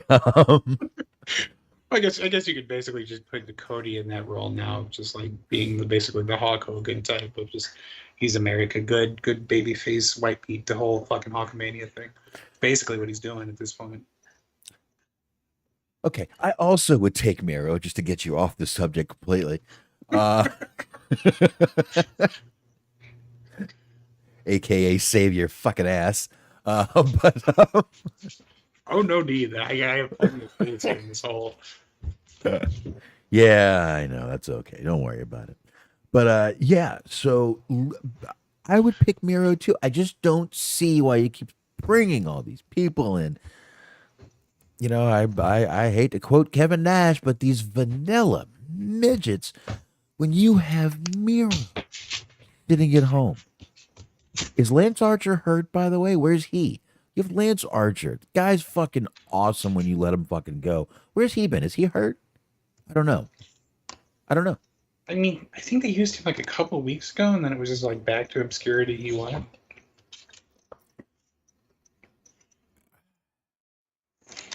Roderick Strong. You had to make room for Roderick. Fucking Lance Archer had to move. Hmm. Absolutely. I don't know, I man. mean, is there really? I'm trying to think about like, is there any sort of like big man that they have on their roster that's like Cage. that they're really doing anything with? I mean, Oh, that's like actually because I mean they have Hobbs, but like they fucked up the whole title scene with Hobbs and with Wardlow and those people. Like, has there really been anybody that they like of that's a big guy that they've pushed well? Like outside, I guess Brody Lee, but I mean that was obviously a couple years ago at this point. very true. I mean, you've got Hobbs. You've got. I mean, you can't even say Wardlow because they did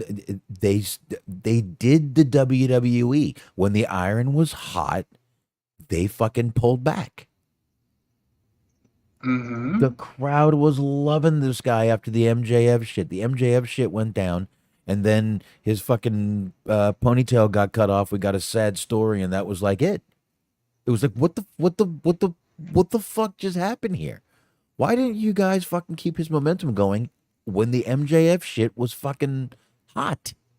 When he was hot, when the crowd was fucking chanting his name everywhere. No, no, no. Let's cool them off first and then bring them back. They're lucky the crowd still likes this guy, man. They are, in my opinion.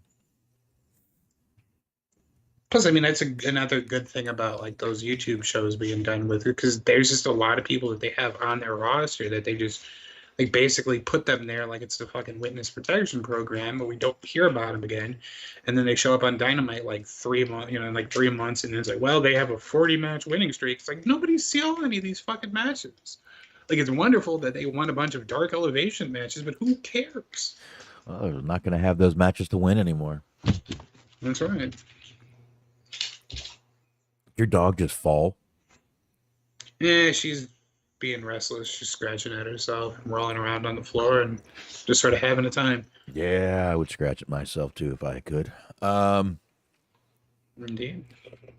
Anyway, uh,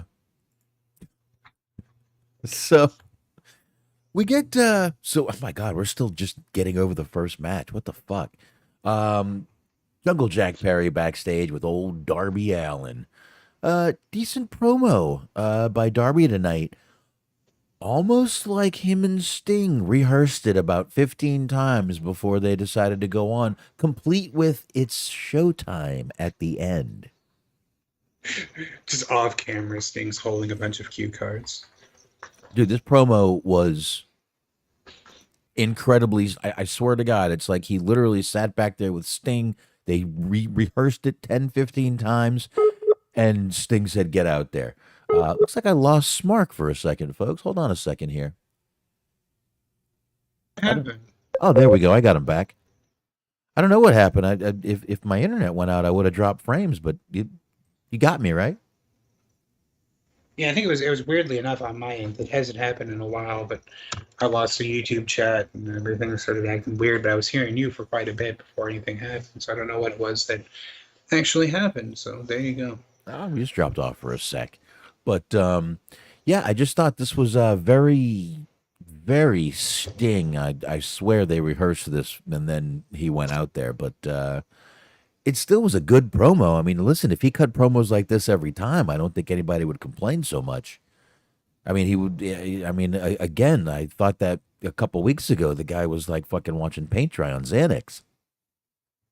Hmm. I don't know why that made me think of like Jeff Hardy doing that exact activity while doing the like Jeff Hardy dance. Listen, Jeff Hardy looked clean and sober. Let's leave it at that. Meanwhile, we got Yeah. a fucking deletion match, a firm deletion match going on at the Hardy compound. I mean, I don't blame them, but they really want people to watch Rampage I because like that seems like that's the biggest thing that they could do to try to get people to watch it. dude, It's got me thinking about it. Like I won't watch it live, but no, I might check out the replay. dude, if that doesn't get people to watch Rampage, I'm kind of not one. Well, you know what? It didn't get people to watch fucking Impact either. But that match did get talked about. The YouTube video did good. I watched it on YouTube. I think a lot of people did. That match itself got a lot of talk. And Jeremy Borash actually got a lot of credit because he was the one behind a lot of that. So, We'll see what happens. And He that was basically got actually, himself a WWE job with that. and yeah, and that might have actually, but was that Four Ash's place? No, that was their place.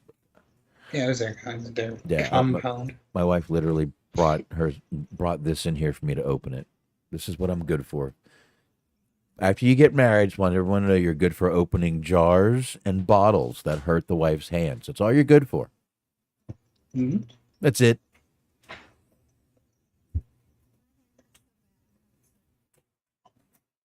Yeah, I know. I got a T-shirt idea for you. No, I'm just kidding. I'm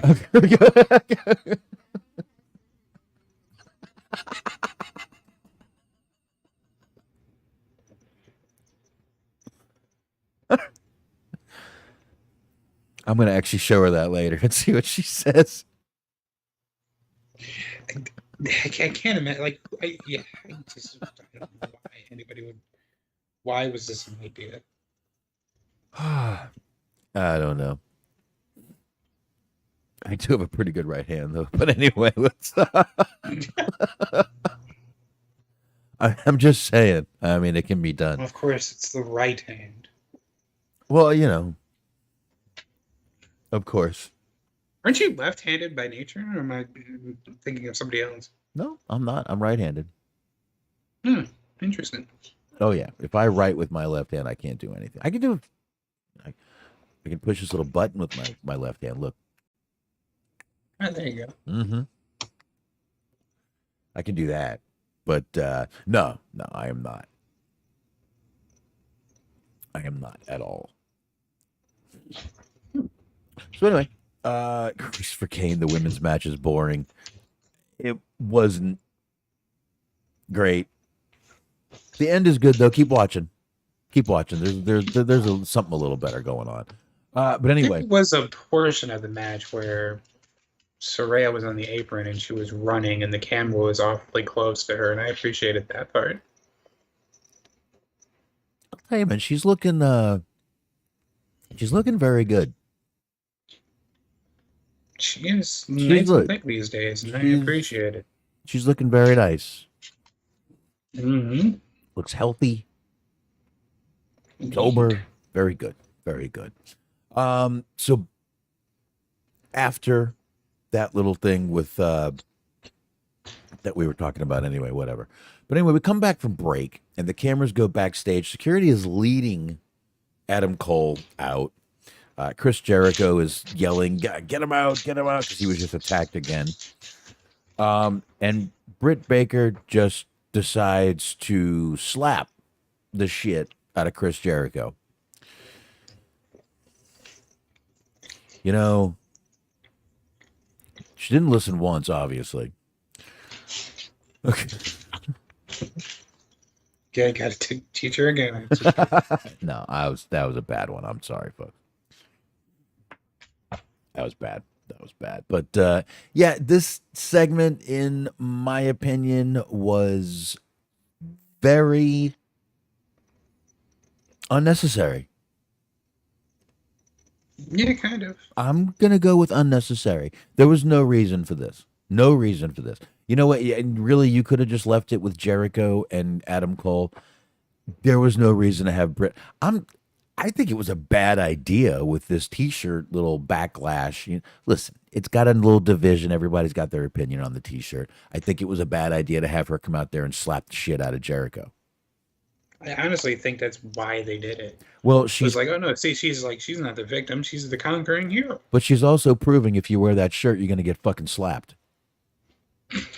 True. So there's a double meaning to this, Smark, if you think about it, really. Okay. So the people that are buying these T-shirts are just the people who are into just being masochists. They're just into the whole domination thing. I have no desire to buy that shirt. I'm not quite sure what kind of person you'd have to be to have the desire to buy that shirt. I got to be honest with you. I don't. I don't feel like it's going to be received well at the WNBA. No. I don't know. That wouldn't be no, probably not. I really don't know. I don't know what kind of person would say I gotta have that shirt. Well, I don't know what kind of guy would say I've gotta have that shirt. Even the biggest Britt Baker fan, why would you want that shirt? I mean, exactly. Kind of, I mean, besides as a joke, as you were saying, Smart, which all right, I can get that. Can you describe me the kind of person that would want that shirt? Sure. Okay, so he's Ooh, bald. He's got a goatee. He usually wears a knee brace. He likes to drink beer. okay. You know Cut what? off shorts. You know He's what? not John Cena though.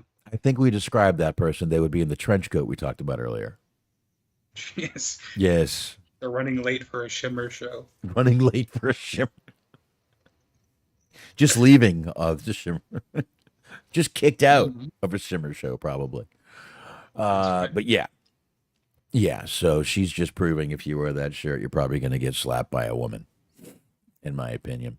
So we after that we get some audio issues coming into a Blackpool Combat Club promo.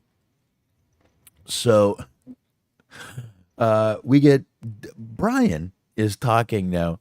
This is where my now I've said before what I do is I just talk into my phone when I'm taking notes. It's easier for me. I just hit my little microphone and talk into my phone. Talk to text. Well, this didn't catch very well. Uh, Brian said, now what I wanted to say was Brian calling Bret Hart egotistical. Mhm. It came out calling Bret Hart a egotistical.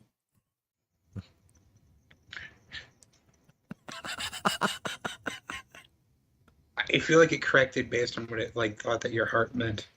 It's like he thinks Bret Hart is a testicle. Well, I mean, you've gone on record, and it's kind of how you feel about him, I'd imagine. Oh shit. Fucking autocorrect. You gotta love it. That was great. I didn't even catch that one. I mean, I've got Sheeta in here as Shira a couple times, which I could that one I can pick out, but that's a good one right there. Bret Hart. When I added the E for some, it added the E to Bret Hart. Bret Harte, ego testicle. I think should we call the show Bret Harte ego testicle? Okay. Sounds good to me. All right.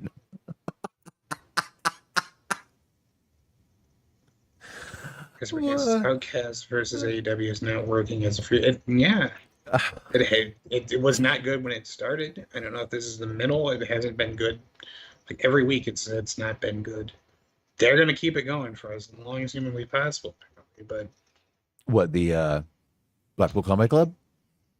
no, he's saying Outcast versus AEW is not working as a feud. Oh, yeah.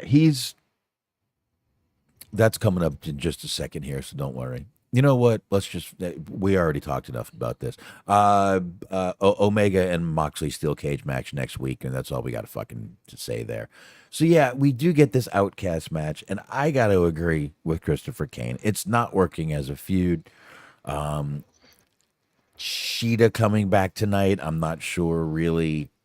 You know, she did the old swerve. Oh, I'm with you girls like I was before. And then she goes with the AEW, which after the way they treated her, it would make no sense for her to side with that.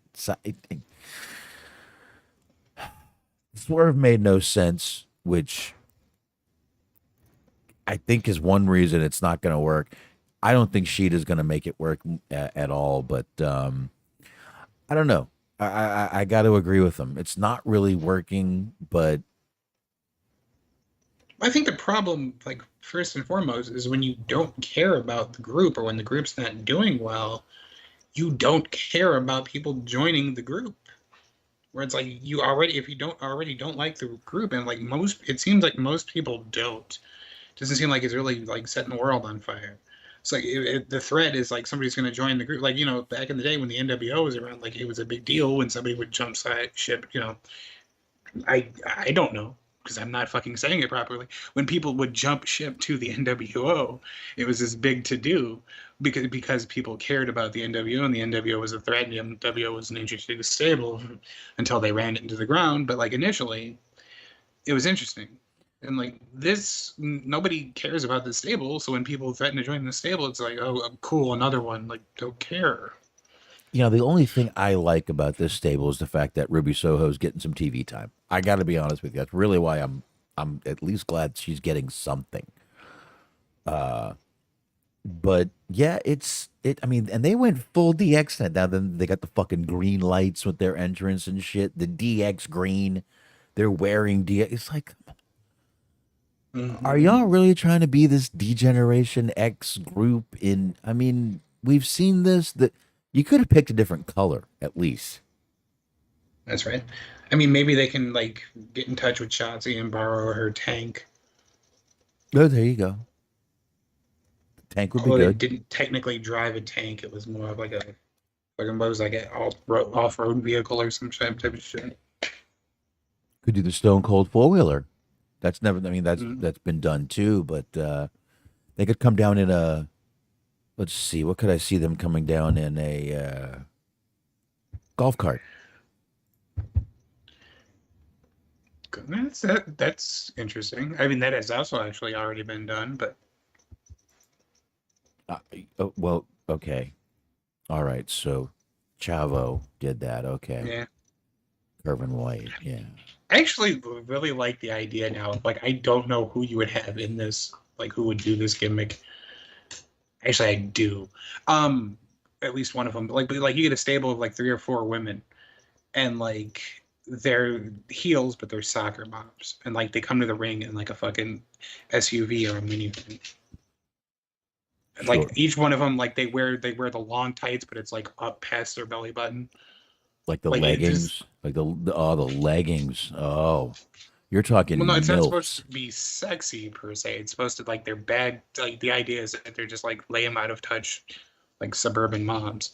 But if we can make this sexy if you want to. But my idea was a little different. Well, you got to get milfy.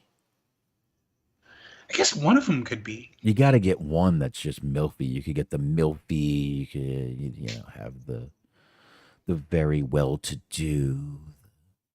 You could even have the church going mom. Bring Ivory back. Mhm. That's an idea. Yeah, she's a part of the stable now too. I could do that. Yeah, this is starting to take shape. We have Ivory. We have fucking Victoria's not doing anything these days. I don't think. Mm. Get her out there. Dude, Ivory, Victoria, and Mickey James in our MILF stable. Mhm. Oh, my Lord. First of all, that'd be a great video. Secondly, that'd be a great fucking stable. Mhm. My God, they could just call themselves fucking MILFs. That's it. That's the name. That's it. That's it. That's the name. Good doggo. Good dog. Anyway, It um, sort of went in a wildly different direction than what I intended because the idea was I think they were like lame soccer moms, and you made them like horny. I like it though. Like I guess we're gonna get rid of the SUV thing. That's all different. I had more of like an idea of like a fucking like glow type of gimmick, where it was like cheesy and stupid, but like kind of funny. see, Christopher Kane, he's buying a ticket to that right now with the MILFs. Okay, so this stable can grow. Who else would we actually? Who else are we gonna have? Dude, Becky Lynch can come on in this stable. Milfy, mom. Yeah, but I think it's more about the age than not so much about Okay, whether or not you have okay, kids. we can do that. I got you now. I see what you're saying.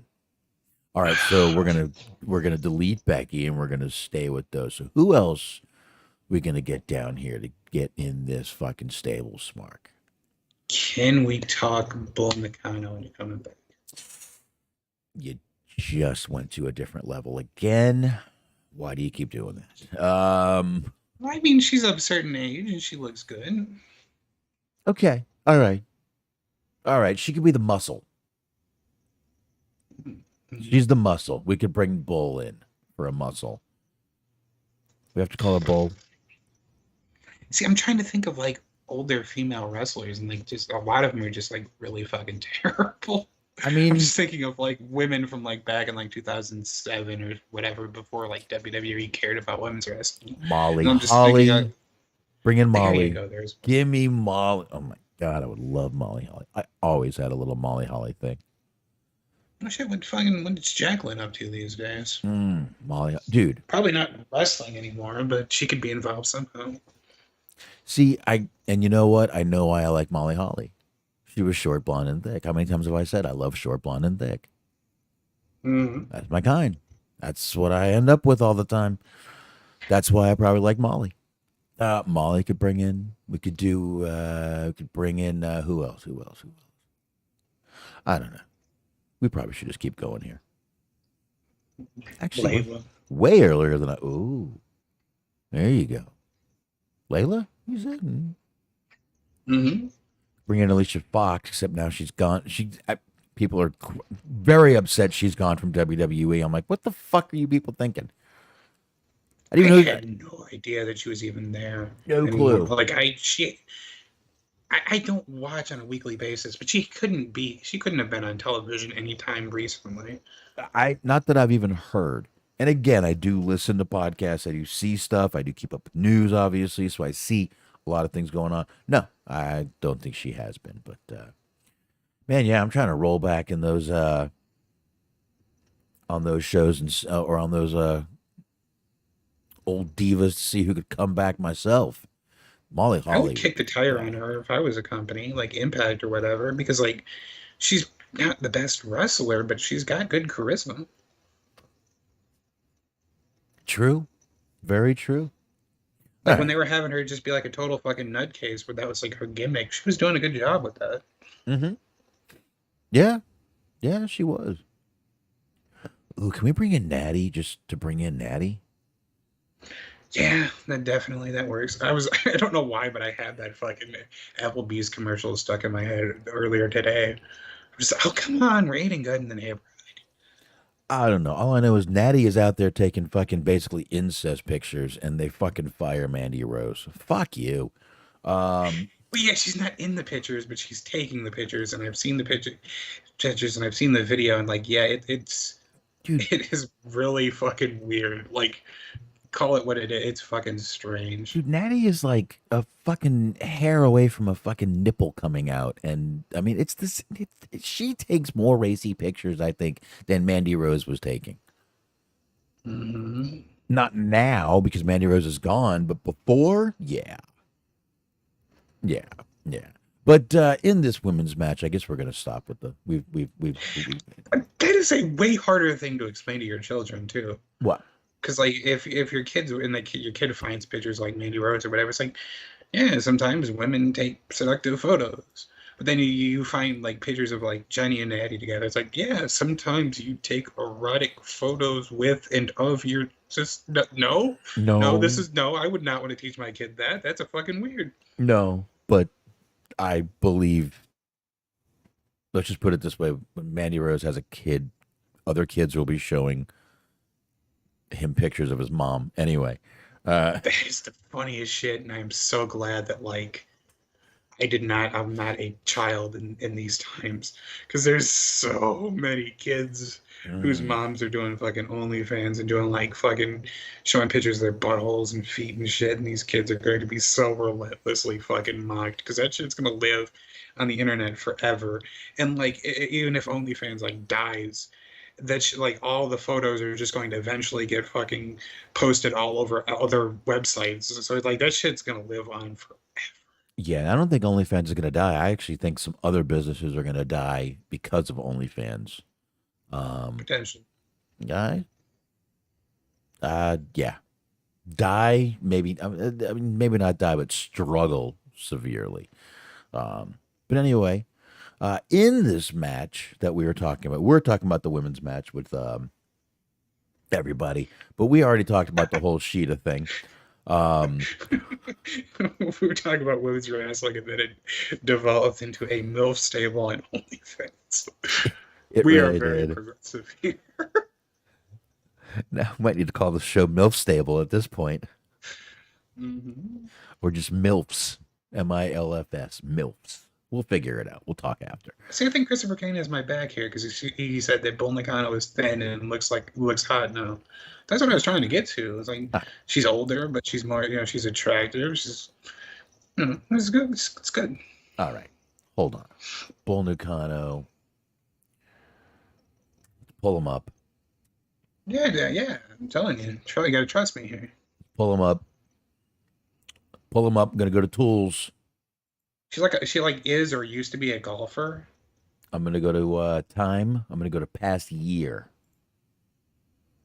Well, I don't know if there's gonna be that current of a one. She's not in the public eye too much these days.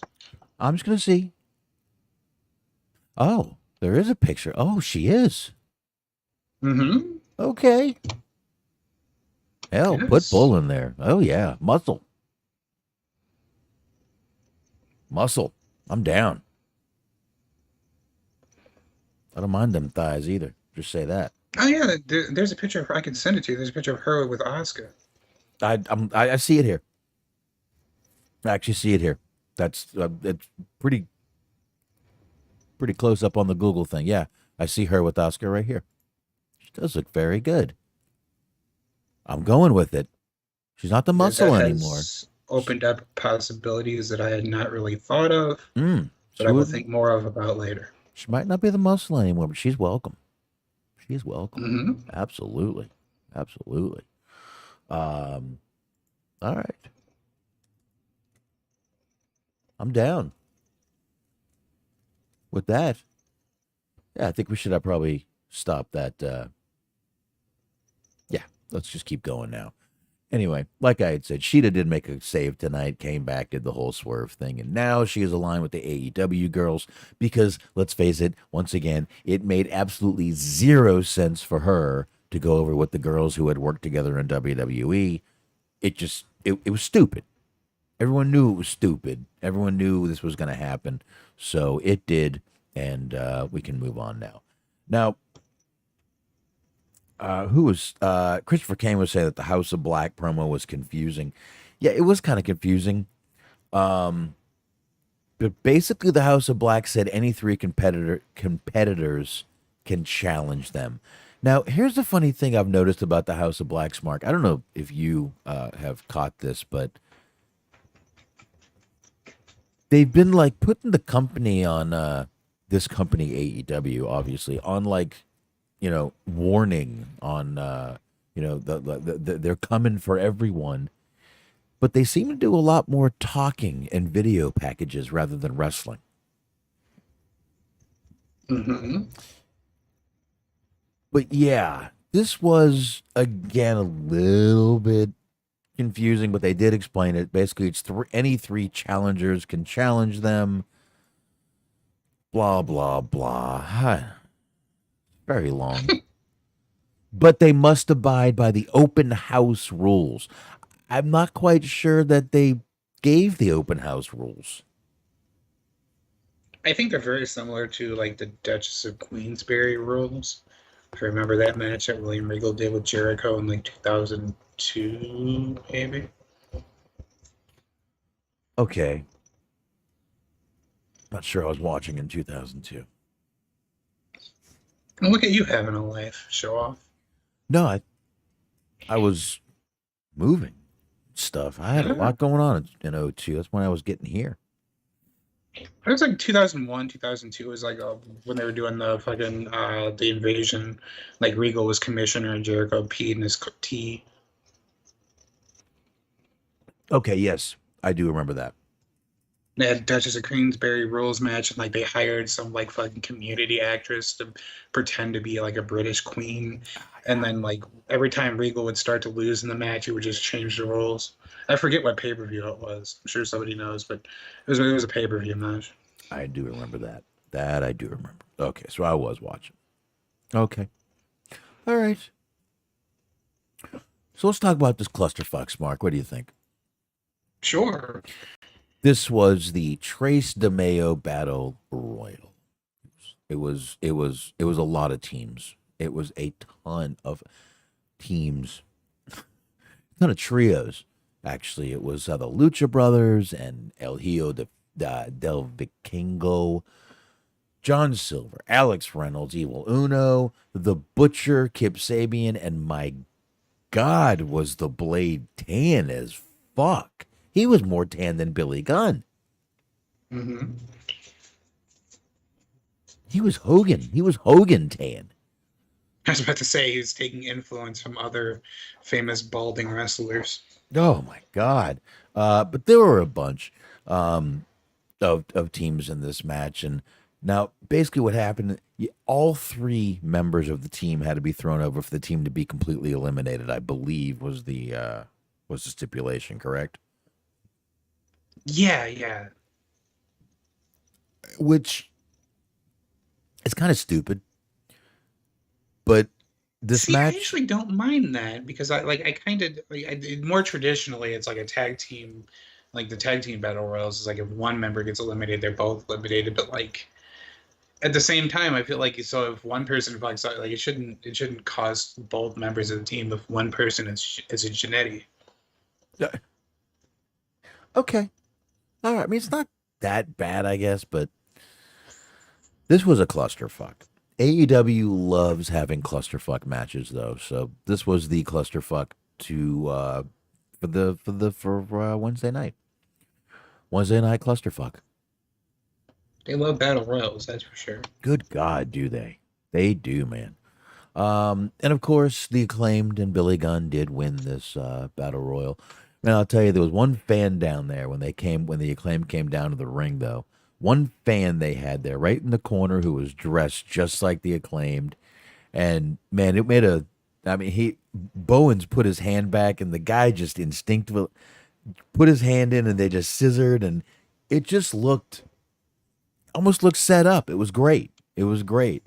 And you saw Caster like thanked him on the way out, like, buddy, good job. And it was pretty cool. Pretty cool little thing you see sometimes in the when you actually pay attention. Oh, the things you'll see when you pay attention. Yeah, I know.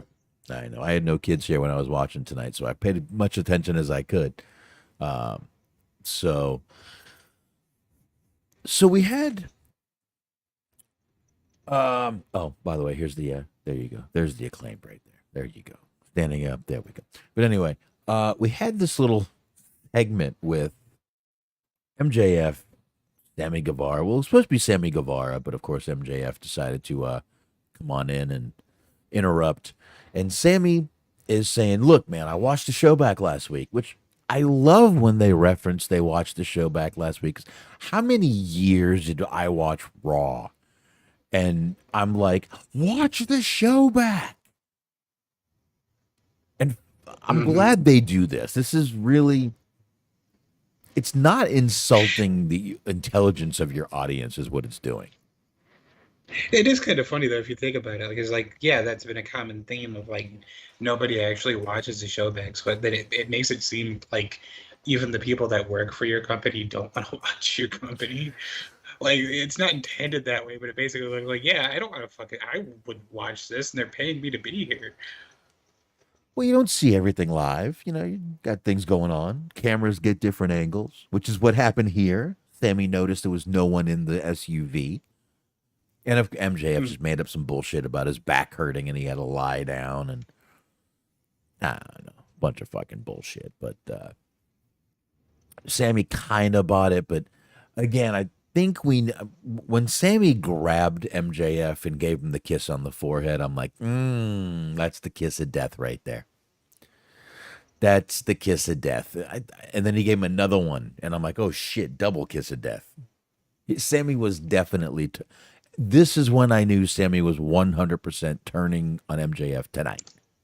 I think Hmm. it was obvious anyway. I think we all knew where this was going. We said last week this is like who's going to screw each other over first. Yeah, exactly. But I kind of figured we knew it was going to be Sammy tonight. Um, so after that, we get Omega with the rebuttal to what's his name, Moxley. Man, a nasty scar though on Don Callis's head. Yeah, it was pretty gross. That's a pretty bad fucking scar. That shit was deep. You can tell by how that scar is healing. It's been 2 weeks already.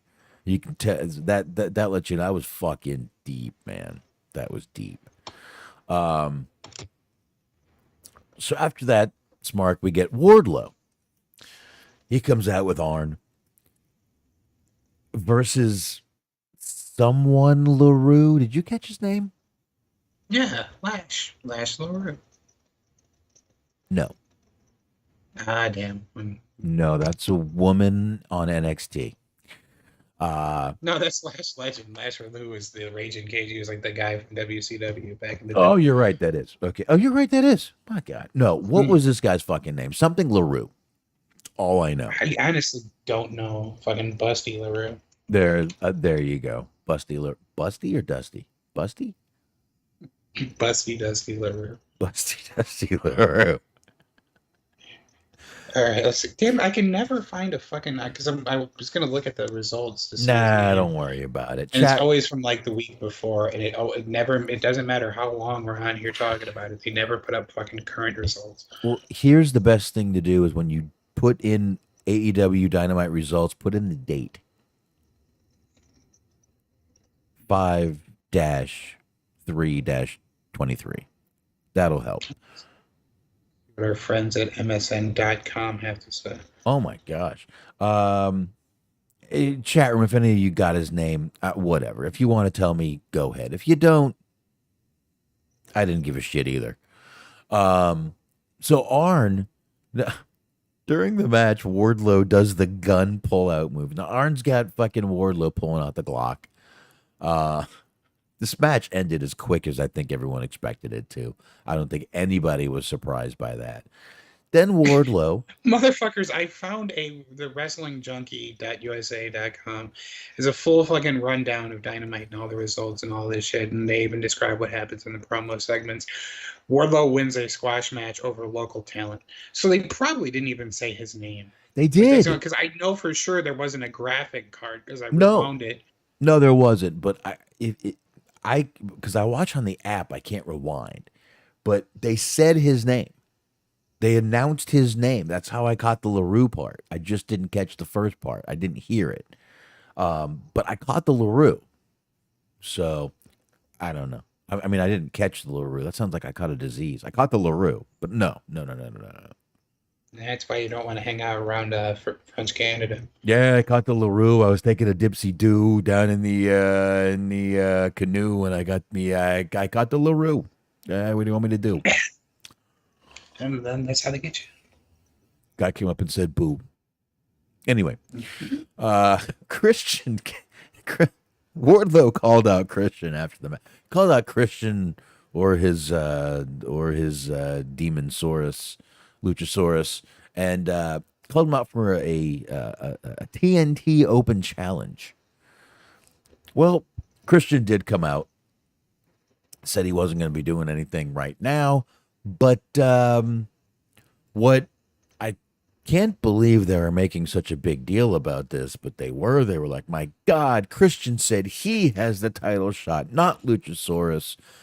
But I did notice the little, once again, the disappointed look on Luchasaurus's face. If they come out of this and Luchasaurus just does the same thing and turns on Christian and goes right back to Jungle Boy, oh, fuck that. If this is turning to Luchasaurus keeping this character and going out on his own, I say fuck yes. Right. I mean, do you see any point in him going back to Jungle Boy? I mean, I don't think he would necessarily go back to Jungle, but I don't see the point in them doing all this if you're going to make Luchasaurus turn on him anyway and like become a face or just be on his own. Like if you wanted him to be on his own, just fucking once they got done with the whole Jungle Boy feud, just break them up and just have Luchasaurus do his own thing and Christian do his own thing. Well, because what I'm saying is, obviously, at Double or Nothing, after this Pillars match, what are you going to do with Jungle Boy? And after Double or Nothing, which is probably where this TNT match is going to happen, what are you going to do with Luchasaurus after Christian is done with him and he turns on Christian? Probably Impact. That's why I was thinking, man, I could see after this whole thing, those two get back together. I hope that doesn't happen. Luchasaurus versus Bobby Fish at Slammiversary. Oh, God, does that sound like a bad match? It does. I Where's like the Luchasaurus. lie? Okay. Where are the fans? Where are the fans? All right. So we go from not a horrible segment to I'm not quite sure what I'm watching anymore segment. Um, we get Sanjay Dutt, Jeff Jarrett, Jay Lethal, and Satnam Singh, and they go to see Mark Briscoe at the farm where Mama Briscoe and Papa Briscoe live. Mhm. So they do go, they see Mark Briscoe. Mark Briscoe's got this adorable little baby in his arms. And they all decide to start working on the farm and helping out. And this is a sight to see here, folks. Boy, if I saw this coming at me, I'm not. I mean, you got Satnam Singh in a pair of overalls or coveralls. You can call me either one. Obviously, Papa called them coveralls, and then you got Sanjay Dutt in the coveralls. Obviously, you got Mark Briscoe leading the bunch. You got Jay Briscoe in jeans, a t-shirt, and a sport coat. That's my style. I like that. And Jeff Jarrett looks like Johnny Cash.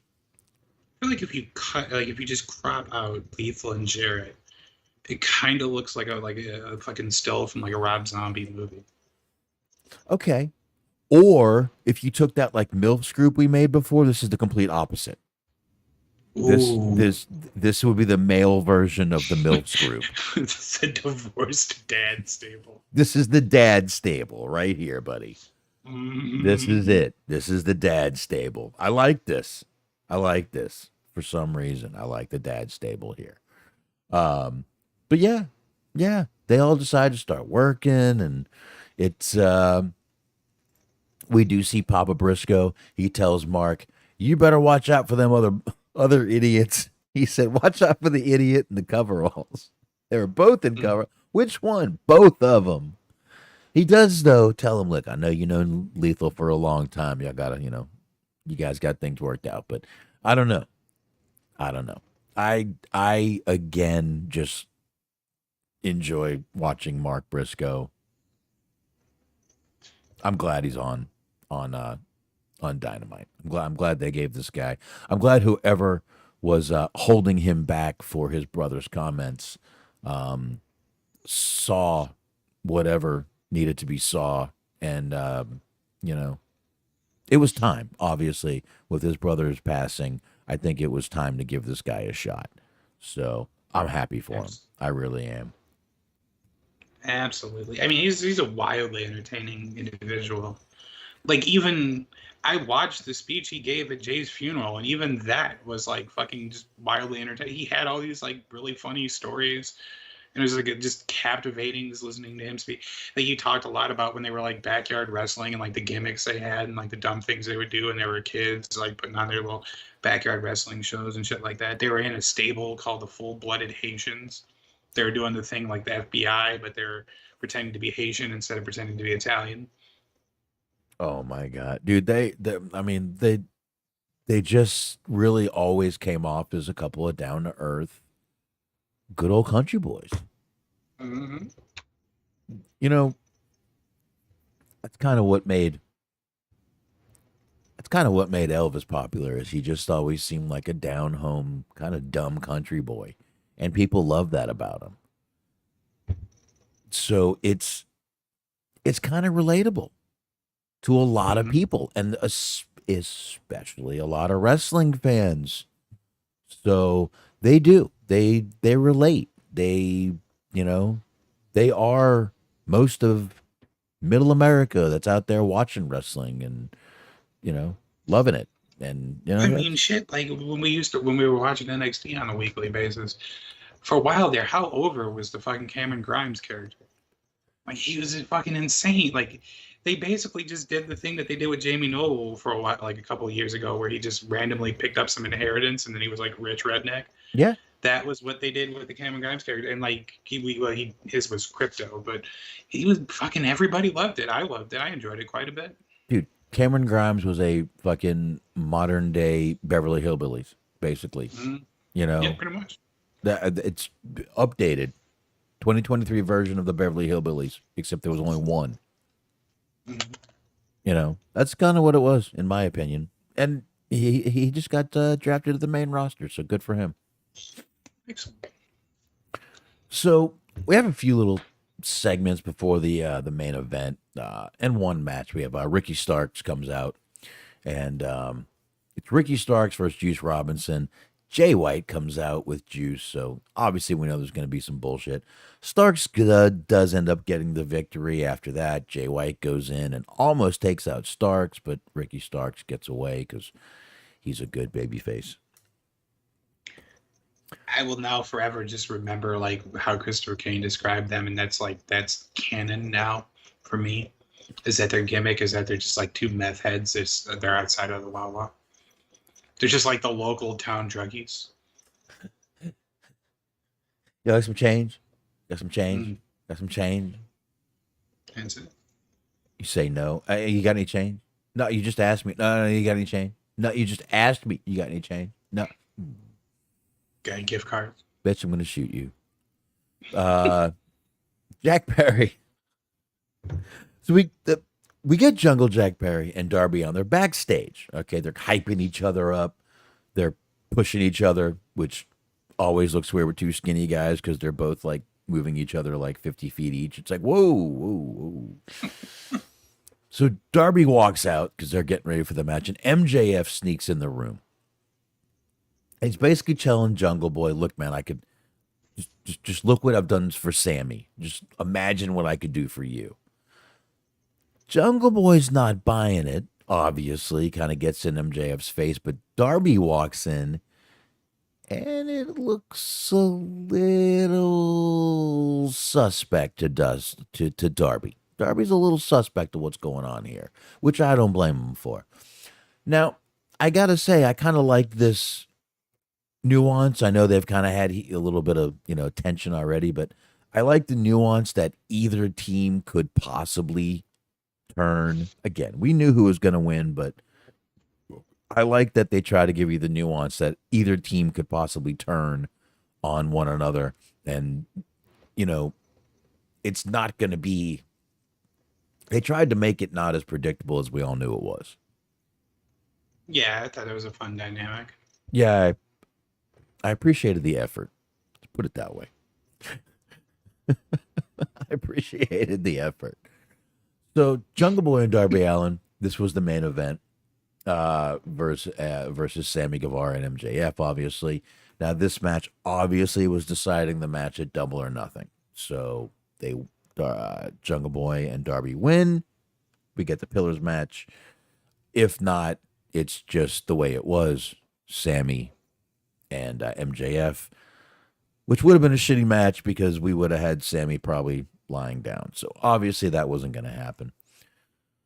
The match itself was good. It was a lot of tension between both teams blind tagging each other in. So again, they were keeping the dynamic that, like I said, Smark, either team could turn on each other, right?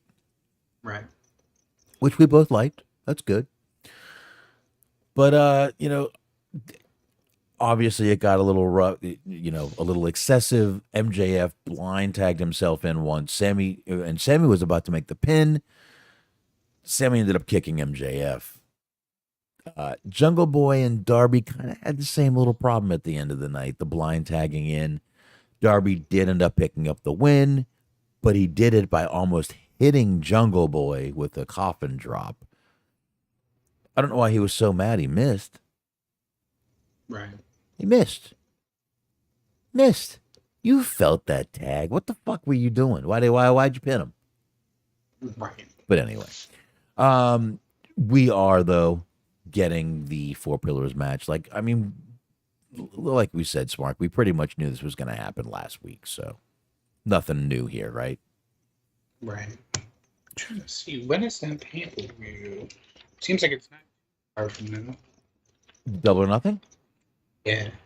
I don't think it is while you're looking that up, but there you go. So I'm glad we're getting this match. I think a lot of people were baffled at the fact that just angry almost at the fact that this match wasn't going to happen. They just listen. They were killing time. May 28th. Okay, not that far away. So their pay-per-views are on Sundays again. This one is a Sunday. Okay, whatever. That means I can watch it on Monday or Tuesday.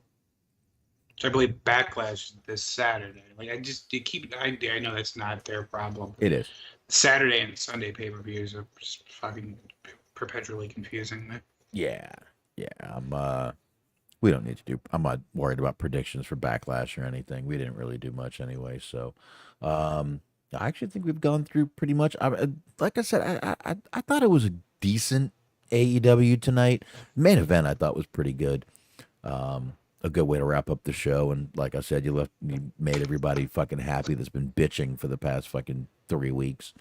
But other than that, I really got nothing else, man. Like I said, I scrounged for news. I think I got about every goddamn thing we could figure out, man. And that's about it, Smark. Unless you got anything else, unless you want to talk about more MILFs, I don't know. It's up to you. Well, there will always be a time for that. Yeah, I think if we start talking MILFs, we're going to be here for another fucking 40 minutes, and I don't really want to do that. We're already at 2 hours, 15 minutes. I think we can wrap this bitch up. The exact opposite of the Matthew McConaughey character. Yeah. That's the thing about Mills. They keep getting older. I stay the same age. All right. Time to wrap this bad boy. Now, wait a minute. Before we wrap this up, did you read? Have you read yet? Have you seen any of the little rumors going around that it's possible that Woody Harrelson and Matt McConaughey could be brothers, and they're like getting DNA tests to figure this shit out? I did not. Well, it is happening, and they could be brothers. And according to one of their moms, it could actually be true. So that would make a lot of sense. It would also almost be like we're in a fucking bizarro world. But anyway, we kind of are in bizarro world right now. A little bit. We have been for a while.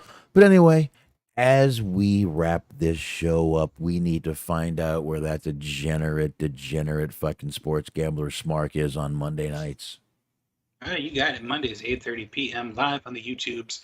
It is totally inappropriate sports. We are talking the NBA playoffs, NHL playoffs. There's always UFC going on, so we're talking about that. A couple more weeks before we go on hiatus, so check us out while you can. We'll be coming back in September, but take a couple months off because Cheese is getting people pregnant left and right, so we're having a kid. Keep it in your pants, sir. Well, I'm saying. My gosh. I get it. I got 3 kids sitting here, so what am I talking about? There you go. And you guys are on YouTube now? Yeah, we're on the old YouTubes. All right. Got rid of the Mixler? No more Mixler? Or are you still on Mixler? Well, we're running Mixler exclusively for Bobby Anthem. And we all agreed on that as a group that it works for us to run the Wiz is doing that. He's running the Mixler on his end. Because we were like, we hated Mixler, but we also didn't want to lose Bobby, so we decided to run Mixler as well so that he could be there.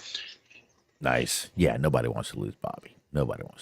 So, all right.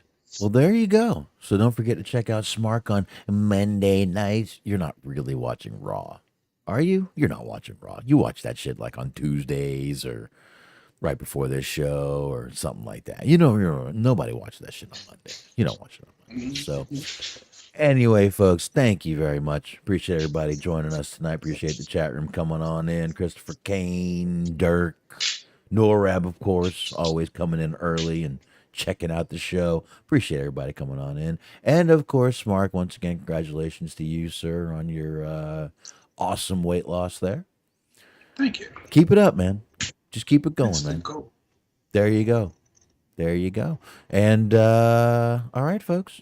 Next week, us here once again, YouTube, everywhere else you find us, you know where. You've been here a long time. See ya. Adios. All right.